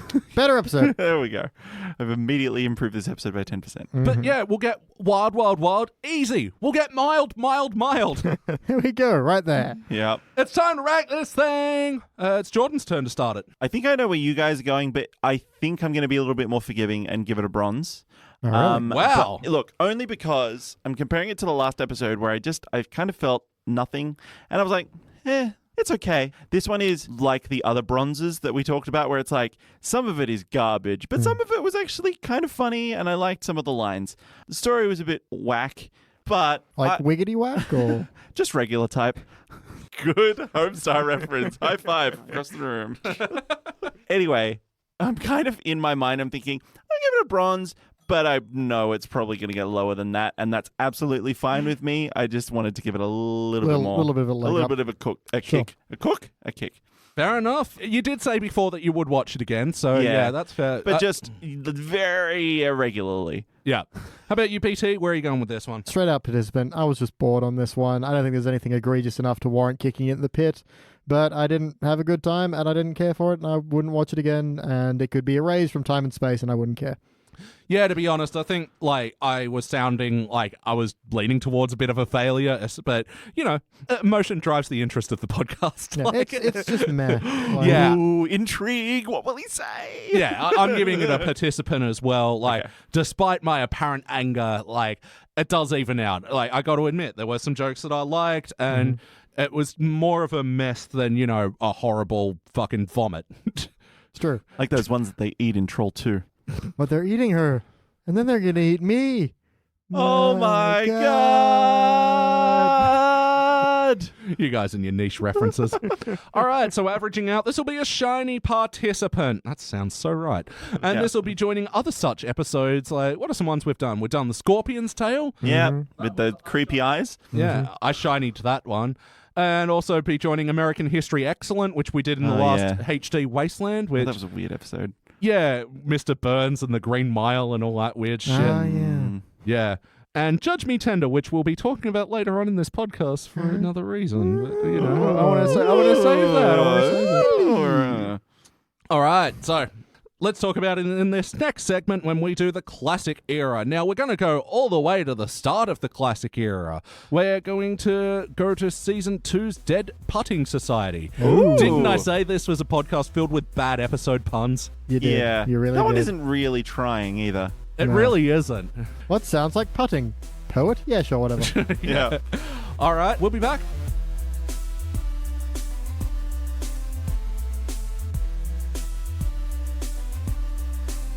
And we are back, and we just watched our classic and final episode of the evening. This was Season 2, Episode 6, Dead Putting Society. It was first released in November of 1990. It was directed by Rich Moore, written by Jeff Martin. In this episode, you know this one, it's it's Todd and Bart. They're playing mini golf, and Homer's a big angry piece of shit. Guys, what do you think? It's pretty good. Yeah. It's a little dated now. Yep. But it's still pretty good. It's got like quotes that I remember to this day. Yeah, exactly. It's one of the ones I feel is going to be a little hard to review because I've seen it so many times and it's hard to feel like any of it's fresh or exciting or funny. This is not one where in the rewatch I picked up all new stuff I never picked up before, except for one historical bit we'll get to the end. Yeah, I actually really don't know how I'm going to rank this one, and I'm really trying not to let nostalgia change because there is a bit about this episode that I'm not a fan of. And yeah, just starting out, something that stood out to me for worse was Homer's largely unlikable in this episode. He's very much, a pushy parent in this. He's just different. He's very, when they hadn't fully formed who he was yet. Yeah, he was a bit more driven by anger. We don't have the golden Labrador sort of Homer that we'd come to know and love. And yeah, just especially in the first 3-5 minutes of this episode, I'm just like, oh my God, you angry, wailing piece of shit, shut up. But to be fair, they do set it up quite well. I mean, I agree I don't like his motivations, but I can see how he has those motivations, even if I don't like or agree with them. But I think what they had to do was essentially say, Ned is this very forgiving, not overly religious at this point, but a real sweet guy. And they needed Homer to be the antithesis of that. Yeah. So it's not like he's like this with everybody. What I choose to believe, this is my truth, Homer sees the faults in his own life and his own shortcomings when he hangs out with Ned, and it gets him really frustrated, and then he in turn takes it out on Ned. Yeah, because he's got that great line of, you and your son like each other. Yeah, but that's part of my problem with it. It's just all Homer ranting and raving. Yeah. Bah, there's nothing wrong with crabgrass. Bah, your wife's butt is higher than my wife's butt. Bah, I'm getting beer. And although they draw a focus to it, because you can tell it's coming from a place of total insecurity, and then they draw focus on it with the scene with Marge and him in bed. He said... Well, it's not how he said it, it's how he said it. And, that totally reflects, anyone in an angry moment is just I'm still mad, but maybe so it wasn't what they said, or it wasn't how they said it, but you had to be there. It was just, I had a vibe. What do you guys think? Do you think Marge has heard this a million times and is like, really? Come on, tell me, Homer. What was it about? Was she being kind of righteous about it, or was she genuinely what happened? Genuinely trying to understand, but I think also being her picture of Ned does not fit this description Homer is yelling about. So I think she's being genuine. Yeah, she's like, I love you, but come on, the guy's been pretty real sweet. She's like, Homer, I'm your best friend, but know. He's like, oh. Yeah, and she's objectively trying to work. Was he rude? Was he angry? And Marge is very sweet in that moment. So I don't want to say it's a problem with this episode because I think they deal with it well. It just makes that first opening scenes a bit hard to watch with Homer going bah, bah, bah, bah, bah, all the fucking time. Just especially because it's really unjustified. Yeah. There's nothing. How about you, Jordan? What's a moment from this episode stands out to you for better or worse? I'm just going to say it's the Zen koans that Lisa teaches. Because I would hazard a guess that it might have been my first interaction with the tree falling in the woods and the sound of one hand clapping. Yeah, I totally had that moment. Same with Bart, which is, Ooh. Yeah, and I think we've all later on in life when we're trying to concentrate, been like, okay, tree falling in the woods, tree falling in the woods, tree falling in the woods. And like how his eyes are pointing in the opposite direction. Oh, it looks so good. Sorry. But yeah, like also going, I'm telling you, Lise. Like, one hand clapping beach. Like, this is... It's not going to work unless they can see it. Well, yeah, but you've mastered the art of the one hand clap. Yeah, it gets weird. It's going to sound real weird on audio, but sure. So just so everyone knows, this is the sound of one hand clapping. This is the sound of two one hands clapping. He is receiving no assistance from me or Jordan. God, that sounds like your joints are popping in and out. A little bit. Well, because the thing is, I've noticed the trick with the one-hand clap is to actually simulate a click without the actual click, because everyone knows the sound of the clicking isn't the swiping of your finger and taking thumb. off the knuckle, it's impact. Yeah, it's the impact of your finger hitting your hand bone. My sister didn't know that until like last year. Oh, really? It was really weird. We're like, yes, Beck, that's exactly what that is. I thought you said your ham bone for a second there. I'm like, please don't. No, back there. This is a ham bone free zone. Okay. But what was the thing that you were sticking out? I was just about the comments. Yeah, because I think, as Lisa points out, they've been around for 3,000 years or whatever. Yeah. But yeah, as a child, like I reckon this would be probably a lot of people's first interaction with something like that. Yeah. It sucks when you learn, like, a tree falling in the woods with no one around actually does make a sound. It's the concept. It's the does reality go on without you being there? And blah, blah, blah. Is there actually a wall behind me? I know there was the last time I looked, but it might not be there right now. Yeah, because it saves on RAM if you don't load everything at once. In this procedurally generated world of ours. Yeah, I was thinking earlier today that you get those recapture things and it's like, are you a robot? Tick, and then it needs one that underneath says, can you prove you're not a floating head in a simulation? No, I cannot prove that. How about you, BT? What is a moment from this episode stands out to you for better or worse? You are my brother. I love you. And yet I feel a sadness in my bosom. Read the bosom part again, Dan. Bosom. Yeah, even Lisa's getting in on it. I know, and I love that. I like how even Marge leaves the room, laughs, and comes back. Yeah. But she's like, all right, I just need to get it out of my system because I'm still angry. And I think, again, this is the reason why I love Marge so much. Like, she's still like, that's a real jerk thing to do. This guy is opening up. And yeah. But at the same time, he's doing it in such a dorkly kind of way that even Marge can't help but laugh at him. Yeah. And, that's the first bit of levity that we get from Homer's anger in this episode as well. So it's also coming around at a very welcome time for me. Did this breed toxic masculinity in us, though? Oh. We were afraid to talk about our bosoms. And the sadness within. And we're making bets where the outcome was to wear dresses. God, how unwoke of us. You want to wear a dress? Wear a dress. Fuck it. You want to mow the lawn and your wife's Sunday's best? Probably ask her first, but Yeah. Yeah, the dresses as well. Like, Homer, he really must have stretched the fuck out of Marge's dress. As you said, the two he holds up and he's like, what do you think, Marge? This or this? You were right. They look like they would fit Homer. They do not look like they would fit Marge. Yeah. It was a bit weird. Yeah, they definitely weren't designed on Project Runway, that's for sure. I know. And if that's their wife's Sunday best, they need to go. Yeah, green, pink, and dark purple. Get some more clothes, guys. Well, maybe that's it, because Homer couldn't fit into that Marge's green, church dress that she wears. Yep. So maybe it was like, well, these are the ones that are going to fit you. Pick from that, I guess. Maybe they were maternity dresses. Oh, it's sad. What? No, for Homer, well, I mean, I got to say, Flanders did wear it well. Oh, yeah, naturally. Yeah, with some weird, ugly two-piece, though. Maud needs some style advice as well. And one of those ice cream bucket hats as well. Yeah. Play count. How many times before tonight do you think you've seen this episode? A tree falling in the woods. Ooh. One hand clapping. It's a lot. Yeah. I mean, this one is just part of the background. This is high rotation on Channel 10 back in the day. Yeah. I actually do remember so many of these moments being quotable in my household. Just the line, remember, if you lose, you're out of the family. That was our break a leg. Yeah. I like how he says, as Vince Lombardi says as well. Who's Vince Lombardi, sorry? Famous NFL coach. Oh, right. That's who the trophy you win for the Super Bowl is, the Vince Lombardi trophy. Oh, right.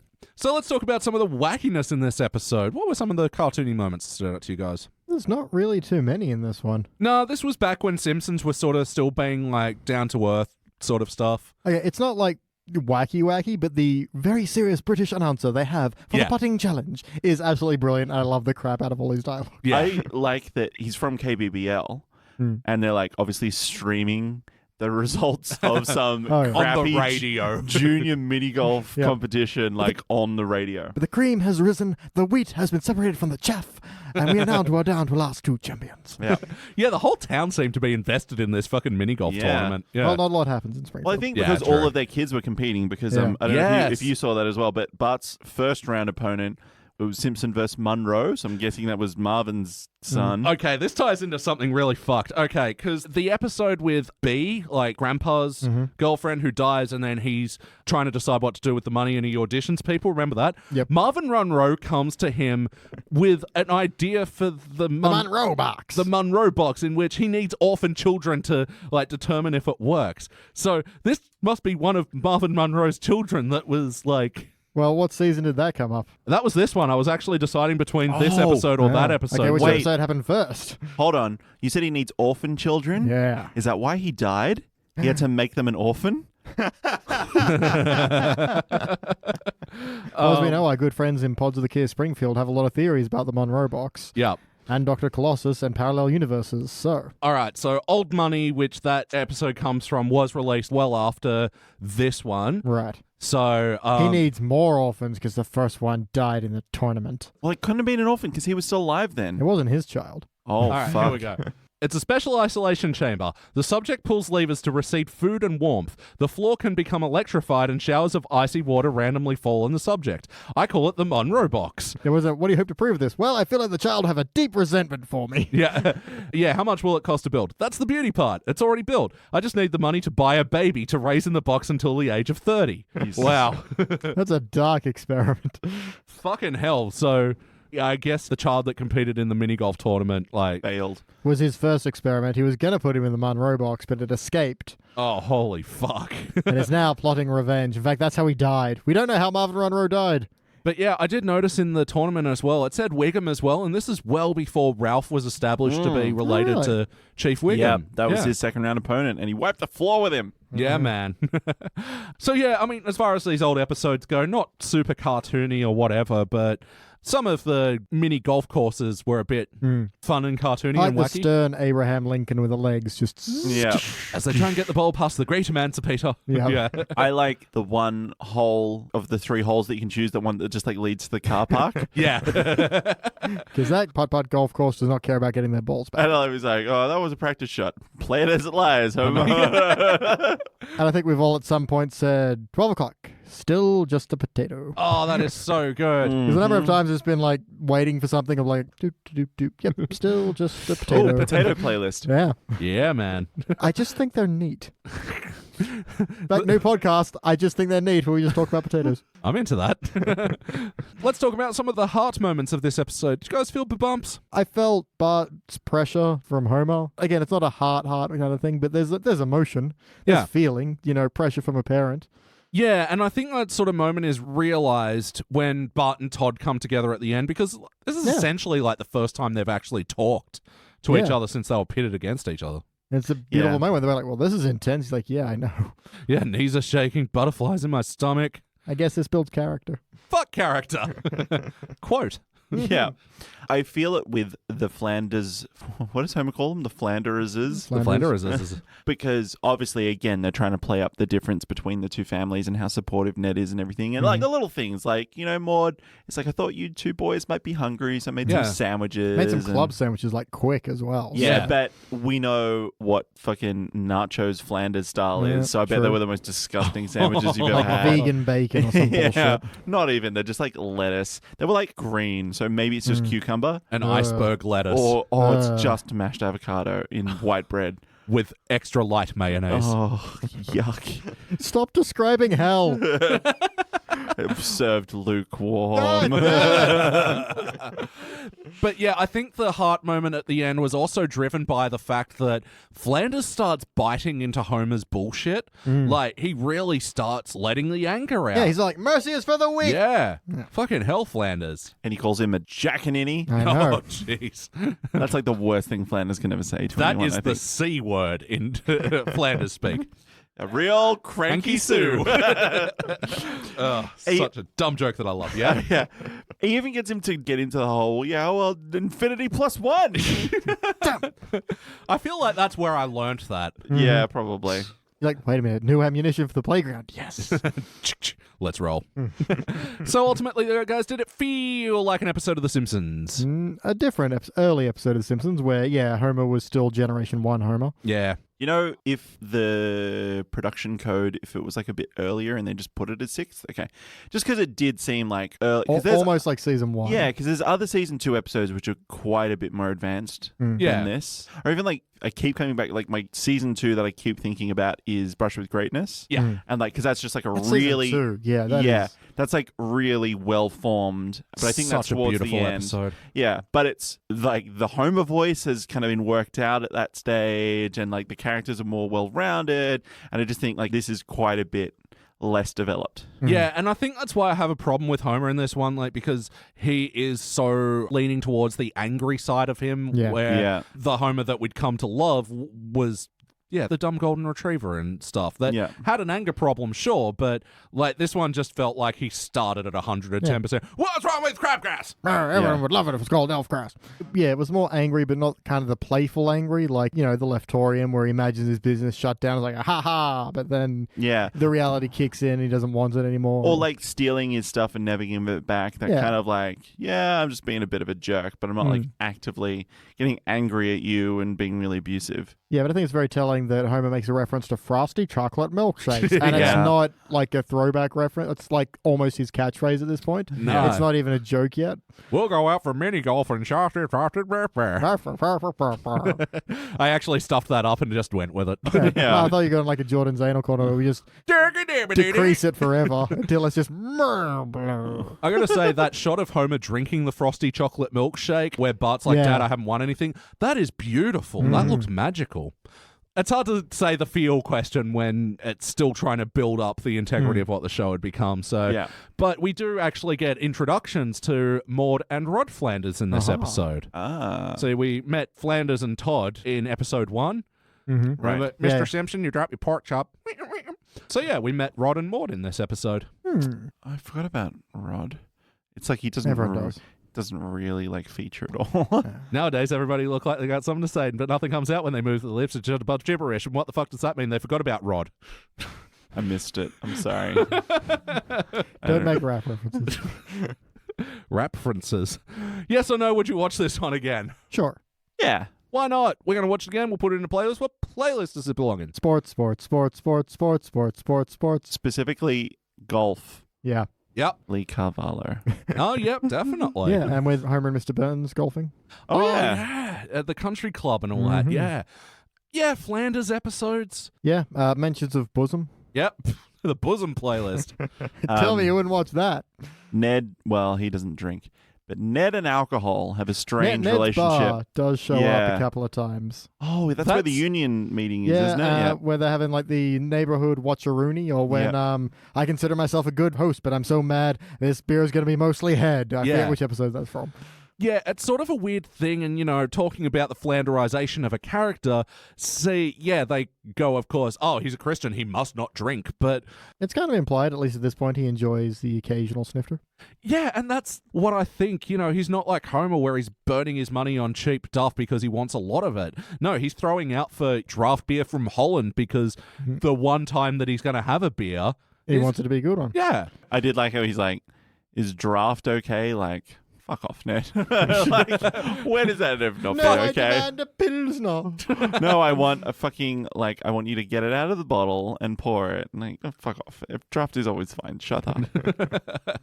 Yeah, so I think that's like one of the sucky things about his character over the years, that they've gone for this whole he doesn't drink thing when, Well, it was worth it when they have the AA meeting. It's like, it's been 10,000 days and my first and last blackberry schnapps. Oh, yeah. Well, that's the other thing. In this episode, he doesn't actually drink. No. Maybe he just has it for entertaining purposes. Interesting. He's got so much shit there, but then he's got like a little model train set. Yeah. Is he trying to get in the Reverend's good books? About to say. Yeah. BT, anything you'd like to change about this episode? Oh, wow. This is a tough one because, again, I feel like it's hard to separate, A, a bit of the rose-tinted glasses, and B, the fact that this is just so well known that I find it hard to think about in terms of criticism. More Bart, Lisa, I think that was probably the best parts of this. Their whole training dynamic, and they're going through, not just the training montage, and it ends with that great Karate Kid bit where he's standing on the garbage. Can, Beautiful shot. Yeah. And Jordan, what would you like to change? I just want a little bit more of Todd and Bart. It was very sudden for them to go, why don't we just quit? Like, okay. Yeah. I wanted some more tension, and I wanted them to have like a common fear, and like, we don't like this, and Bart is having a lot of pressure, and Todd was obviously feeling it as well. And I wanted them to kind of bond over that, and then maybe like that's how Homer and Flanders can see eye to eye. Well, as if our sons can make good, then surely we can. Put her there, neighbor, near my bosom. I'm sorry, I just can't do it. Sorry, just in that Bart Lisa bit, I didn't want to throw back to the good little back and forth where it's like, okay, clear your mind, done. Become one with nothingness. Okay. Make yourself like an uncarved stone. You got it. Bart, you're not actually doing any of these things. Correct. Well, it's very frustrating. I'll bet. Yeah, I'll bet. I like the bit where in the library, like, at least we'll never be able to afford all these books. Like, we'll just borrow them. You go, borrow. Like, winks at her. Yeah, what I'd like to change, I think, I've mentioned it all a lot. Yeah, Homer's anger. I think there's a bit more of Flanders sort of shoving his... Yeah, accidentally shoving it in his face a bit more. Yeah. Like, because they do it in nice, subtle ways with Flanders and his awesome bird bath and, Homer and his shitty little mowing thing. And I was going to say also their beds as well, like their bedrooms. Like Flanders has got the big canopy bed, and Homer has like the plain bed with the little just simple headboard and stuff like that. It was just little subtle things to let you know. Yeah, and because I think Homer just comes out of the gate at 110%, and that's pretty much the crux of my problem, that there's no build from him. He started the episode angry and didn't stop until he was laughing about Flanders' bosom. But then he just went back to Bart, you hate this guy as much as I hate everything. BT, do you have any other notes? Man, I got tons more. Ned Stationery says from the noggin of Ned. Yeah. Oh, nice. Yeah. I like how it says noggin in quotes as well. Just in case you were confused. Yeah. If Lisa wins the math competition, she'll bring home a new protractor. Well, it's a good thing we don't live on a farm. Who says protractor? I don't know. Anyway. I'm protractor. I've heard. It's weird. Fourth place is a half price on a snow cone for the putting tournament. I was trying to figure out what it says. I could see half price. I couldn't see what the rest of it was. It's pretty damn blurry, but I just managed to catch good. that. There's a great Full Metal Jacket reference for your putter's name is Charlene. If you didn't know, that's where this comes from. Because right. Oh, really? You'll give your rifle a girl's name because it is the only pussy you'll be getting. And so Pyle names his rifle Charlene. That's what the reference is. I couldn't help but overhear you warp Bart's mind. Yeah, I love that as well. Like Marge just being so reasonable all throughout this ridiculous episode. And I think the most reasonable thing Homer says is, sometimes you need to tear someone else down to make yourself good. And I'm tired of making other people feel good about themselves. Well, yeah, at least he explains his anger. At least he's self-aware as well. Yeah. Newsflash, Lisa. Bart is not a horse. Eat the steak. Is Bart a horse? Is Bart a horse? So is Bart a horse? I mean, apparently not. He doesn't eat the oatmeal. Horses don't eat steak. So he is not a horse, and he is also Loki. Sorry, I got me thinking about that. Kristen Schaal is a horse. Kristen Schaal's a horse. Well, look at her go and look at her dance and look at her dance like a horse. And they just keep going. It's just that over and over again while Kristen Schaal is on stage dancing like a horse. And eventually it's just like, Kristen Schaal is a horse, Kristen Schaal. It's like yelling into the microphone. Sounds awful. Yeah, awful. My final note is the weird historical bit I alluded to earlier where the British guy's like, I haven't seen sportsmanship like this since Mouthbutton gave Egypt back to the Punjab. So, from what I can tell, and I don't understand where Egypt comes into this, because I've double-checked it on Frankiac, and that's apparently what he says. What I can tell is Lord Mouthbatten, whatever, was the one who oversaw the division of India. I don't really know too much about it. There was a Doctor Who episode about it earlier this year. It wasn't very good, despite what everyone says. But it seems to me that's more about the Indian province. I don't know how Egypt comes into it, but I only briefly researched it. But it's a hell of a deep dive historical reference. Oh, God. Sorry. If this podcast goes under 50, that'll blow. What do you have to do at 11:30 at night? Oh, no, it's not. It was 6 hours ago that I had something to do. Oh, right. And now it's been 6 hours, so I need to do it again. It's for a stupid mobile game, and it's so dumb. But I'm like, well, I'll just set a timer. How about you, Jordan? Any other notes? Yes. The ape in the golf thing just looked, I think that's where they're like, hey, why don't we do a treehouse with Homer as a giant ape because he looks like it. So. And there's that bit where he's angry and he's flailing about like the ape. Exactly like the ape. I thought that was so on the nose, that joke. No, it didn't point at it so heavily. Yes, it did. He was standing there next to the thing as the Flanders entered the scene. So the point of that scene is Flanders entering the scene. It's not, oh, look at Ape Homer. Whoa, he's an ape. Yeah, I'll give you that. Whereas like a teen would like focus on him being an ape for fucking 5 minutes. And then he takes a shit on the floor and gets swifty. Then he masturbates 30,000 times in a second. Or whatever it is. That's the weird thing about this episode. He's been masturbating the whole time.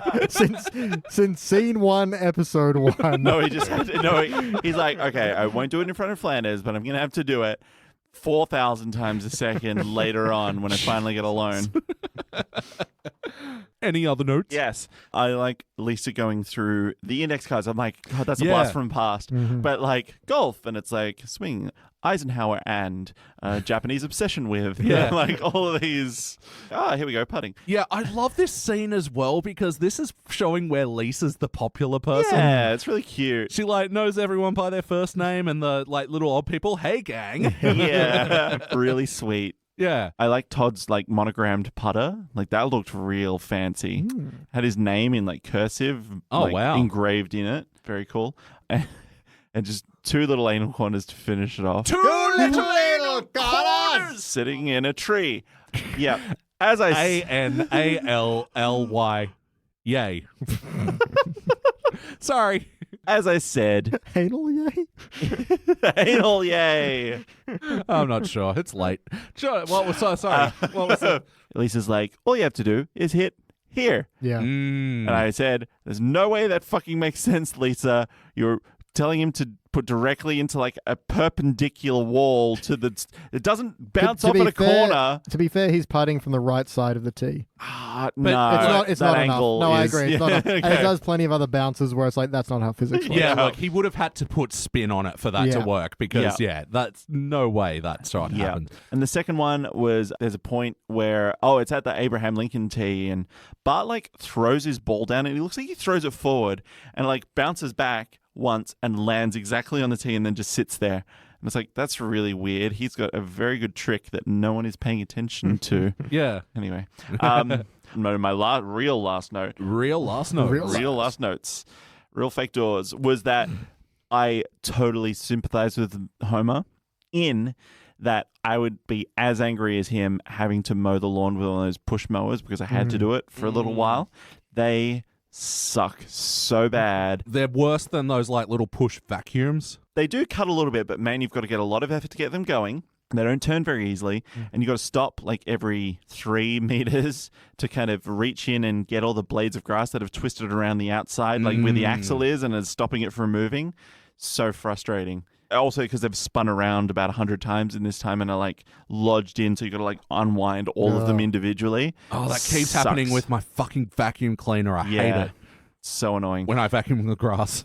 So I would be as mad as Homer in that situation probably. So it's all the mower's fault. It's the mower's fault. And that was your notes? That's it. I'm notes. Remember notes? We've lost our minds, Delicious. It's not even a wasteland. God, it's warm in here. What's in a name? By which we call a crabgrass by any other name would spell as sweet. Like elfgrass. Yep. Very nice interpretation of the Shakespeare quote then. Flanders also gave Homer a mug that was different from all his other mugs and it said Macho Mug on it. It was just a weird detail in the scene that I'm not sure why they put it in there. Macho mug. Yeah, maybe he didn't trust him with like one of his nice mugs. Yeah. With the Steins or something. Had to be, the one he got down the $2 shop. Oh, right, yeah. Yeah, maybe it's like, when you go to like the Lowenbrau and you've got to have the glass that corresponds to the beer that you're having. Yeah. Maybe. A brand of beer called Macho Mug. From Holland. It's macho beer. Just stood out to me. Marge says to Homer in bed, Homer, quit tossing.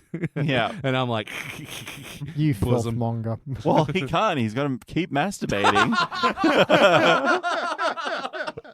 Hundreds of thousands of times. Marge, I have to do this. And I did like when Flanders did call up Reverend Lovejoy and he's like, I felt like Matthew 19:19. What? Love thy neighbor. Oh, yeah, Matthew Matthew 19. No, of course. Very good. I did notice as well that because Marge and Lisa made their excuses for not going mini golfing, without prompt, Homer took Maggie anyway. Yeah. Good guy, Homer. Yeah. Proceeds to not wash her at all. She doesn't. She can't. She can't make an excuse. I'm washing my hair. Yeah. Oh, and when Todd's giving the advice to Homer, also fucking funny ass scene, and he goes, just hug the rail for an easy deuce. Yeah. That's some good advice. Practical for other areas. Oh, yes. Hug the That's rail. more of a grip the rail. That really does help ease the deuce. And put your feet up on a stool. Yes. I do want to get one of those squatty potty things. Yeah. Just a stool is fine. Yeah. Just anything. I use my week's worth of laundry. It works. Marge has an awesome line. I hope blood won't be necessary. I'm game if you are. Flanders. Yeah. Very, very good. And I like when Bart got frustrated with Homer, and you can totally tell that he hit the golf ball to come back and just miss Homer as well. I feel like that's the implication of that scene, that Bart's gotten that good that he knows how to miss. Because he has that look on his face afterwards as well. Yeah. Which is kind of like, see? Yeah. And he and Lisa are so well unified at that point. Yeah. It's good. And they got the meaning of Nirvana wrong. It was in fact a grunge band from the 90s led by Kurt Cobain. People do that, it's weird. Yeah. Very good. I didn't like the montage at the competition itself because it was just sort of golf shot, Homer makes a noise, golf shot, Homer makes a noise. I don't know. It didn't have a great flow to me. It is time to wrap this thing! BT, your turn to kick it off. Yeah, no, I know. Oh, man. I don't really envy you at all. I don't envy me. And I'm so jealous of what I usually do. Because my guts are on a silver, and I'm just like, is that really where this belongs? Because it's got some iconic lines, but I feel like they're like very much the bottom rung of iconic lines, Yeah. Where they're fun to quote, but also I wouldn't be heartbroken if I forgot about them. I'm gonna go with a heart, guts, and I'm gonna give it a silver. I'm surprised, but it's just, it's good, it's fine, but I think it could entirely be that it's just lost its luster, having seen it so many times. But I think back to some of the other classics, like what was that one we mentioned before that's later in this season? Brush with Greatness. Yeah, that's still great. That's still an amazing episode. Whereas this is, it's fine. I can appreciate it's still Simpsons finding its feet. It feels very much like a season 1. So yeah, a silver from me. Yeah, fuck. It's really tough. I'm not going to lie. Yeah, look, I'm bordering bronze for this one. I've got to be honest. I almost want to give it a silver because it is a season 2, but I've got to be honest. I'm actually not there. Yeah, fuck it. I'm going with my heart guts, which say a bronze, but to quote the famous BT Calloway from the Simpsons Index, I've heard of him. I may blurt out something a bit later. Jordan? Yeah, I was anywhere between gold and bronze while talking about this, and so I think that averages out to a silver for me as well. Yeah. We always say silver is a really tough category to kind of nail. I think it's easier when you think it's funnier than a bronze to me, but it's just not a gold. And it is really early working title Simpsons kind of episode. The characters are not quite the ones that you recognize just yet. But even in that, I think the characters we have, the motives still make sense. Some of the parts work brilliantly. Lisa Bart, I love those stories, and the small part that it appears in this episode is really great. But like you said at the start, Elliot, the Homer Flanders antagonistic bullshit that goes on, it kind of takes away from me. So so I can't give it a gold kind of based on that. But it's going to good places. So silver.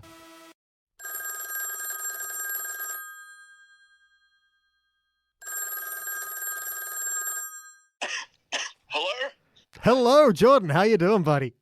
God, Beach, what time is it? Oh, I don't know. It doesn't matter. What's time anyway? Anyway, what's up? Well, I'm here with Elliot, and Elliot, looks like you have something to say. Do you? Yeah. So I've reformed the panel just before the podcast goes out tomorrow, because I've decided to change my rank on Dead Putting Society. Ooh, but that'll wake you up. Now, Jordan. I did say in the episode, if I change my mind, I'm allowed to blurt something out, and this is me blurting something out right now. Yeah, you said later, but you didn't say how much later. Later just means later, man. Oh, God. All right.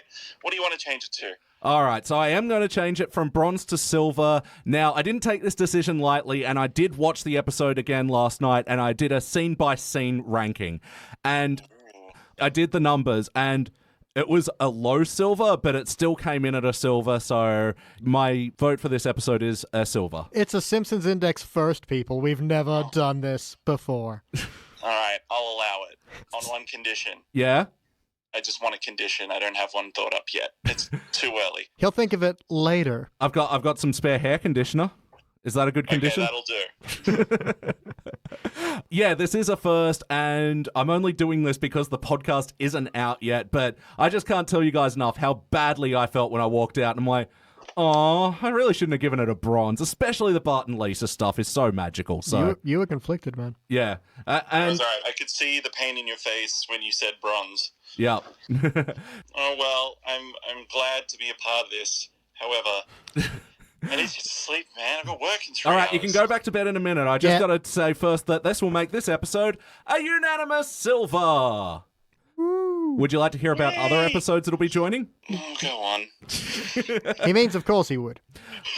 When Flanders failed from season 3, which we did with you, Jordan. Yeah. Yeah, but he succeeded in the end. He did. Diatribe of a Mad Housewife when Marge writes a trashy romance novel. Milhouse doesn't live here anymore. Also did with you, Jordan, where Milhouse moves to Capital City. That was pretty silver. Yeah. And the seemingly never-ending story. That was the Simpsons episode within a play, within a play, within a play. Yeah. That's a good rank, I think. That's a good rank. It belongs there.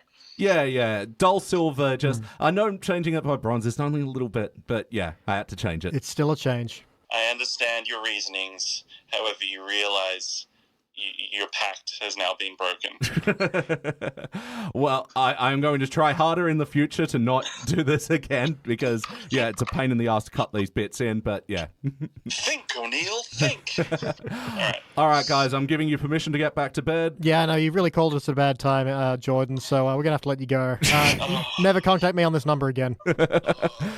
Oh, leave him on. Hang up on him. Sorry, it was funnier. Was the episode that you were saying, like, we're going to reference that later in the thing, was that about the Munro box thing that you were talking about? Oh, shit. I almost forgot to mention it. Thanks, Jordan. Yeah, no worries. Because I was curious. No, I mentioned a particular episode because this is a special episode in itself because this is the end of season 3 of the Simpsons Index. Wow. We have seasons? What? Well, we measure our seasons by my notebooks. Okay, And right. the Overwatch notebook that has been with us since episode 83 of the Simpsons Index has just been filled. Wow. So, yeah, this is the last one for the Overwatch. Can we go back over some of the classic moments? Well, I was going to throw it to you, Beej. Yeah. I'm going to throw out some of my notes. Let's see if you can guess what the first episode that I put in to it was. Reality contest, fix Andy Dick. No? Fix Andy Dick, like take his balls off. I'm all for that. Waste time, Broadway Supreme Court. Tiger Woods of sex. I don't know. Bonsai suicide. Yeah, where the guy's like making a little bonsai tree and he loses, so he kills himself, but tries to hang himself from the bonsai tree, but it's too small. What the fuck? Yeah, not a great joke. Is that an HD episode? Yeah. Yeah, that makes sense. Proud home, no football screenplays, $2. Spice litter. Did you have a stroke? Maybe. Spice litter. Toast smelling. Simon Cowell, friendly warning.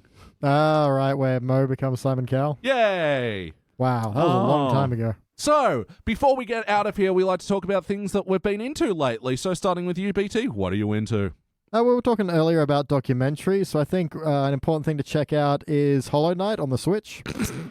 last 4 weeks. I haven't had time for anything else, but no, we were talking about documentaries. Check out King of Kong. It's super good. It's not only a great documentary, it's one of my favorite movies, period. Have a look at that. Super great. Also, Hollow Knight on the Switch is very good. How about you, Jordan? I've been playing a few video games, and then like a new video game comes out. I'm like, I'll get back to that one a bit later, and I haven't so far. So I'm like a third of the way through Red Dead. I'm about half the way through Pokemon Let's Go, and I'm currently playing Smash, and I'm about, I don't know, a third of the way through World of Light. So all of those are quite fun. I'm rewatching, I'm showing my friends for the first time Arrested Development. So we're like almost at the end of season 2. Yeah. Awesome. So great. And I'm like, oh, wait, yes. This episode, this is great. You're going to love the payoff at the end of this one. Or like little things like, hey, remember that joke from 8 episodes ago? Think about that while you watch this episode. That's been really fun.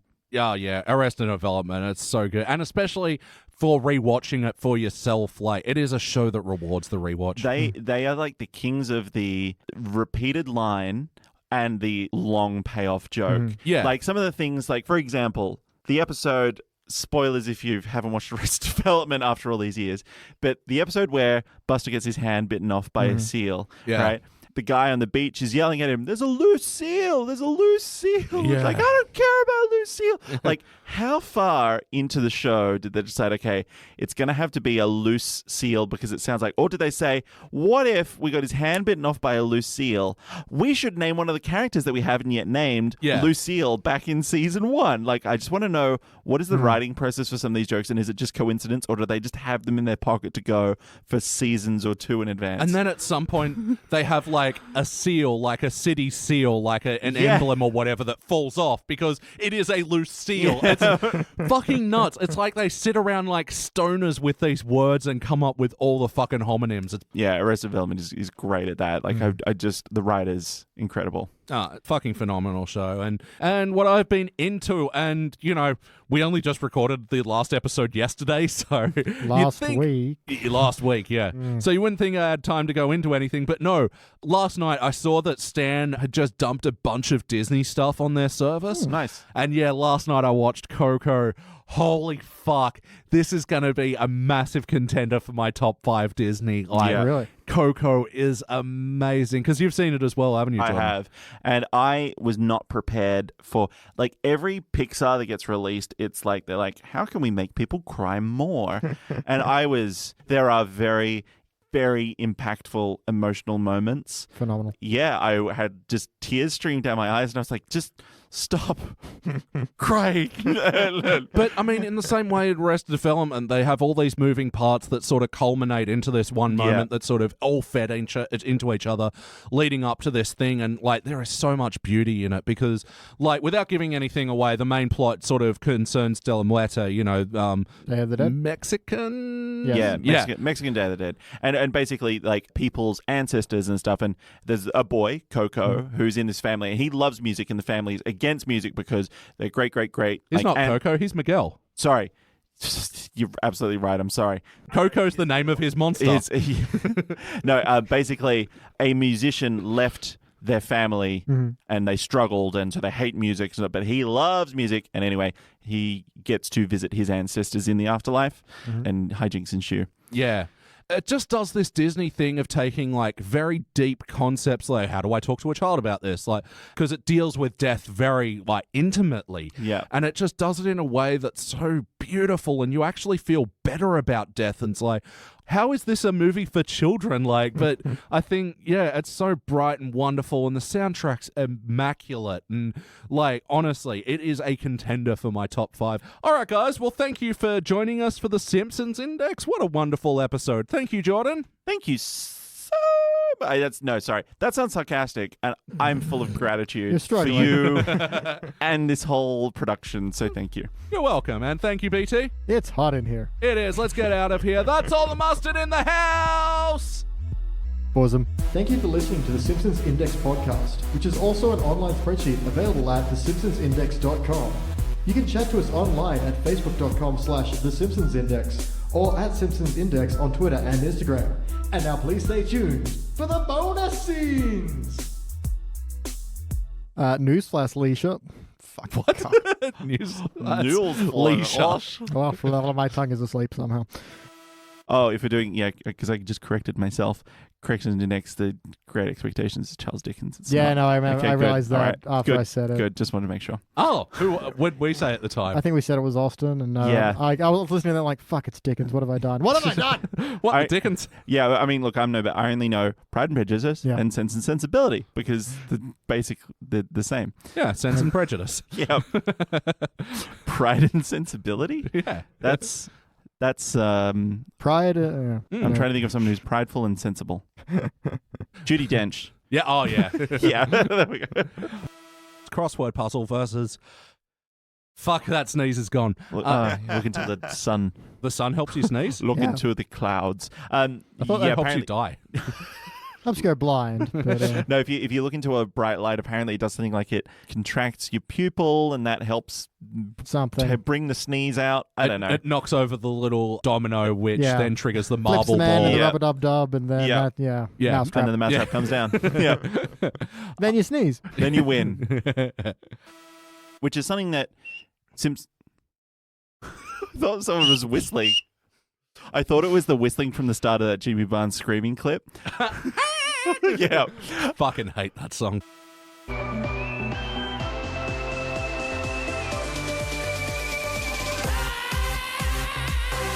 Said to get into. Yeah. Oh man, that has just gone everywhere, hasn't it? I am a messy bitch, this podcast.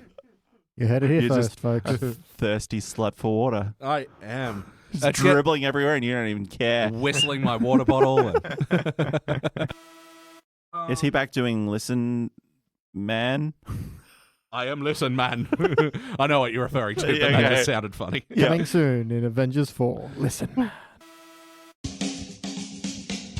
Oh, we can't help but wonder how big is Liam Neeson's cock. Liam Neeson walked amongst the tombstones. His cock was dragging amongst the tombstones.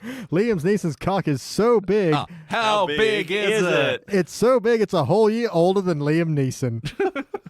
Liam Neeson's cock is so big. How big is it? He didn't pass a kidney stone, he passed Emma Stone. Jesus. And finally, Liam Neeson's cock is so big. How big is it? It's so big, every inch can have its own episode of The Simpsons. Hey. Oh, man, I just realized I'm looking up these Liam Neeson cock jokes on a Tumblr. Are they allowed to say the word cock? Oh, right. It's in reference to a chicken. R.I.P. Tumblr porn, right? That Yeah, sucks. I'm very sad. Man, where do I go for sex gifts now? Do I go to Twitter like Dean Norris? Oh, right. I was like, what? Never mind. That's a very niche joke. Well, there's a lot of niche porn on Tumblr that is now lost to the ages. Oh, Yeah. like Bowsette bloomed in that garden. Yeah, goddamn. No matter what weird fetish you had, just type it in, add the word Tumblr, and it would pop up, and you wouldn't feel so alone. Yeah. They were simpler, dirtier times. I wonder if someone's drawn Waluigi with a vagina and boobs. Yep. Yep, there he is. What about Waluigi, vagina, boobs, but is also a fox? Yep. That exists. Dinosaurs, HMU. Yeah. It's like not a furry thing, it's like a leathery thing. Scaly. Yeah, man. I'm not a furry, I'm a scaly. Nice. The time zone at Castle Hill, yeah, that was my place. Do you remember that one? I went there for a friend's birthday once. With Johnny Rockets next door? Yes. Yes. Doing the dances like every 30 seconds. Oh, gotta respect the dancers. It's just so annoying. It must be like you're trying to serve and you're like, oh, this particular song has been chosen on the jukebox. I've got to like stop everything. I mean, people are like, what's my fucking food? Like, sorry, we've had to do like 5 dances in the last hour. Round a rock. Around the fucking clock again, I guess. Like, God, like fucking Sega World. That was a disaster. Did you ever go there? Once with my dad. My experience was bad. Yeah, I waited, I think, an hour and a half in line to go on some kind of like, it was like an undersea adventure. And like there was one point where like a kraken attacks the thing and you've got to like press one button, like all of you press it. And then like it's the end of the ride. And like that was like 2 minutes. And we waited an hour and a half for that. Are you serious? Fuck this place. We just left. That was similar, yeah. We waited like half an hour or something, and it was like this minecart ride where like there were like virtual fires all over the place, and it was meant to be that you press a button and you could see water come from the screen. It's meant to interact the fires, but yeah, the big sign at the start of it, water cannons aren't functional, we apologize for this. So essentially all you're doing is riding around a slow moving minecart where Sonic and his friends are shouting at you, quick, out all the fires. Shit's going to fucking be destroyed. And then at the end, they're like, you did a good job. It's like, no. We did no job, you liars. I just think about it at the end of the thing. It's like you just see Sonic and Tails' like blackened, charred corpses. Like, why? Why didn't you help us? Mamma mia. We begged you. We begged you. I'll get you a Barbie Horse Adventures one. Yay! My second favorite Wii game. Behind Super Mario Galaxy. Yeah, it goes Mario Galaxy, Barbie Horse Dreamland. Mario Galaxy 2. No. Carnival Games, then Mario Galaxy 2. Okay. And Shovel, the shovelware game. Such blasphemy. You play as a shovel that makes games. I thought you were going to play Wii Sports Resort. Oh, no, we play way better. Okay, yeah. Oh, the one with the stupid UFO? Yeah. Oh, God, I hated that. It's so terrible. The cow game's good, though. Anyway. Yeah.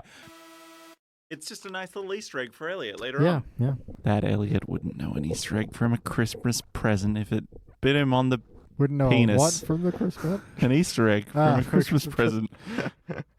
He's bad with shapes. Yeah. He liked the new shapes, the ones that they rejig the flavor. He is a monster. Nobody liked new shapes. And no one will forgive him for that. It was like the biggest controversy in Australia. Exactly. Only God can judge. But we all judge new shapes. Yeah, exactly. They were disgusting. And if pizza shapes don't have bits on them, they're not pizza shapes at all. No, I never even saw any. They didn't have bits on them? No. What madness was this? The flavor you can see was just like painted on. That's fucking ridiculous. That's the best part of the pizza shape is the bag at the end where you have the dust. And just the wonder of what are these little bits. Yeah. I don't know what the hell they are. No, but they're delicious. They're not like breadcrumbs. They're too like, it's almost like they're little bits of garlic or something. Yeah, and chopped they up were fine. essential to the advertising as well. Yeah. When you'd like zoom right in and it was like senoritas on trampolines. Yeah, and exactly. Stuff. Or like all the guys at their barbecue. There are times when I genuinely wonder if he's aware he's president sometimes. Like, you look at some of the tweets and you're like, this was not written by a person who knows they're the president. He keeps waking up and going, oh, yeah, that's right. Yeah, no, I think he's like 51st stating himself. No, but there's like one where it's like, you know, your favorite president, and then in brackets, me. And it's like, okay, first of all, if you believe that, you wouldn't feel the need to say it. I think he only just realized in that moment, oh, shit, really? I won that thing? What if you read it in like Ron Howard narration voice? He wasn't. It was then that America realized they made a huge mistake. Whole country does the walk. Hello, darkness, my old friend. Oh, I thought you were going to do the... As Trump just drops his bag and then just slumps on the floor. Just like drops the umbrella outside Air Force One and just walks off like nothing happened. With the toilet paper on his shoe. Yeah. I love how Gerald Ford falls down twice, and that's all he's known her for forever. Everything about this. And it's like everything just slides off. It's weird. There's too many things to parody now. Oliver Stone's going to make a hell of a movie about it. But it's going to come off like a slapstick comedy. No one's going to believe this. Alec Baldwin is Donald Trump. Oh, fuck. That at full volume. Tap the top one on that side, yeah. The person you are calling is not available. Please leave a short message. We planned. This is the Simpsons Index. Now joining us live via satellite is Jordan Frost. Jordan, can you hear me? Jordan. Oh God, this is costing so much. Why do we do reshoots? Swoosh. Pause them.